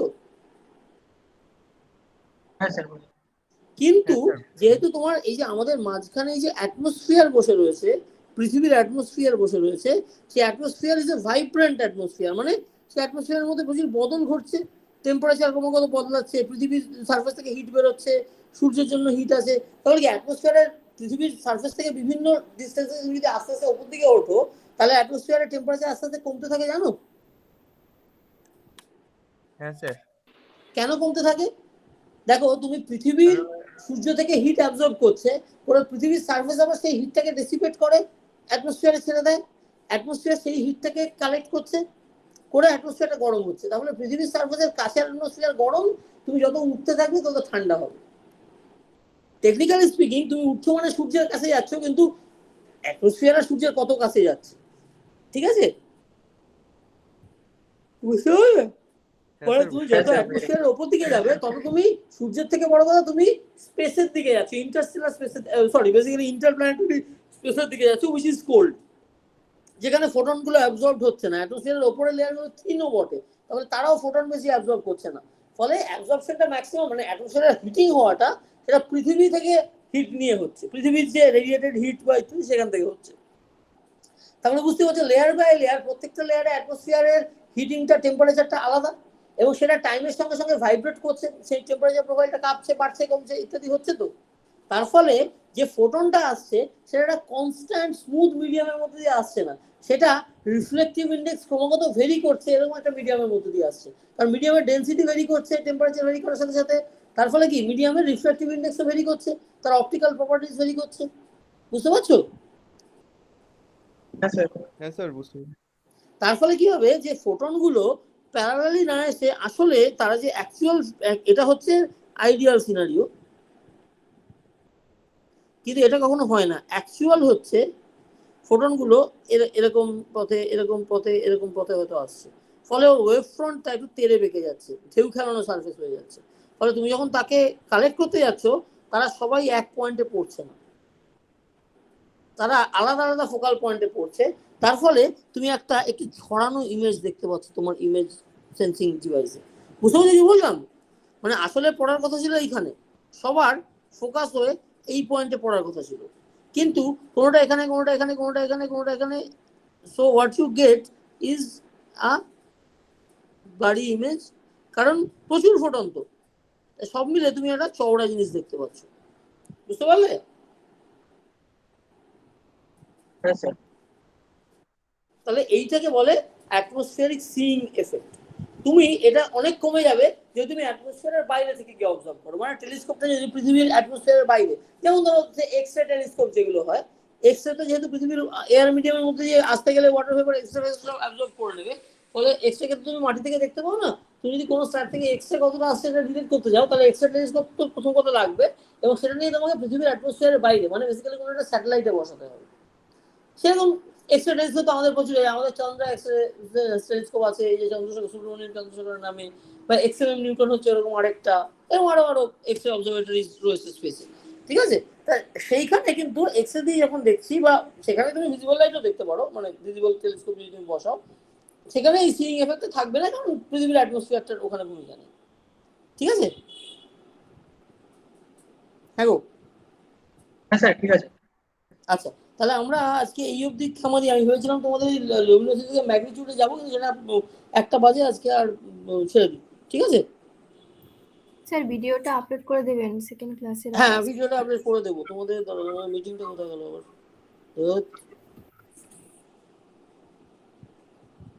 দেখো কারবার। হ্যাঁ, এই যে। ও, এটাও তো মিটিংটা নয়। আচ্ছা, এনিওয়ে ঠিক আছে, মিটিং তোমরা এক এক করে কেটে পড়ো আস্তে আস্তে। আমি মিটিংটা, এই যে মিটিং, এই যে তোমরা, আমি তাহলে স্ক্রিন প্রেজেন্টটা বন্ধ করি। তোমাদের কারো কোনো কোয়ারি থাকলে বলো, তার আর কোয়ারি না থাকলে আস্তে আস্তে কেটে পড়ো। আগের দিনের ভিডিওটা দেবেন না, ওটা দেননি।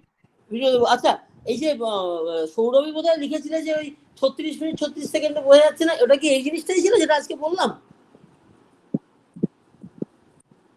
এই রে, সৌরভ কি আছে না কেটে পড়েছে? না, সৌরভ না, সরি, কৌস্তব। বোঝা গিয়ে বুঝে গেছি। তাহলে এটা নিয়ে আর কি ঝকমারি করার দরকার আছে? না স্যার। ঠিক আছে, চলো। আসলে ওই অতগুলো টিয়ার রেখে ওইটার ভিডিও তৈরি করা বেশ কমপ্লিকেটেড, আমার প্রথমে সময় লাগবে আর কি। আর হাতে এনে করলে ব্যাপারটা ওই আবার ওই রকমই দাঁড়াবে আর কি। মানে আজকে আমি যেটা বললাম এটা একদম এটার ভিডিও তো পেয়েই যাচ্ছ। ঠিক আছে, চলো তাহলে আমি বন্ধ করে দিই। হ্যাঁ স্যার। আচ্ছা, চলো।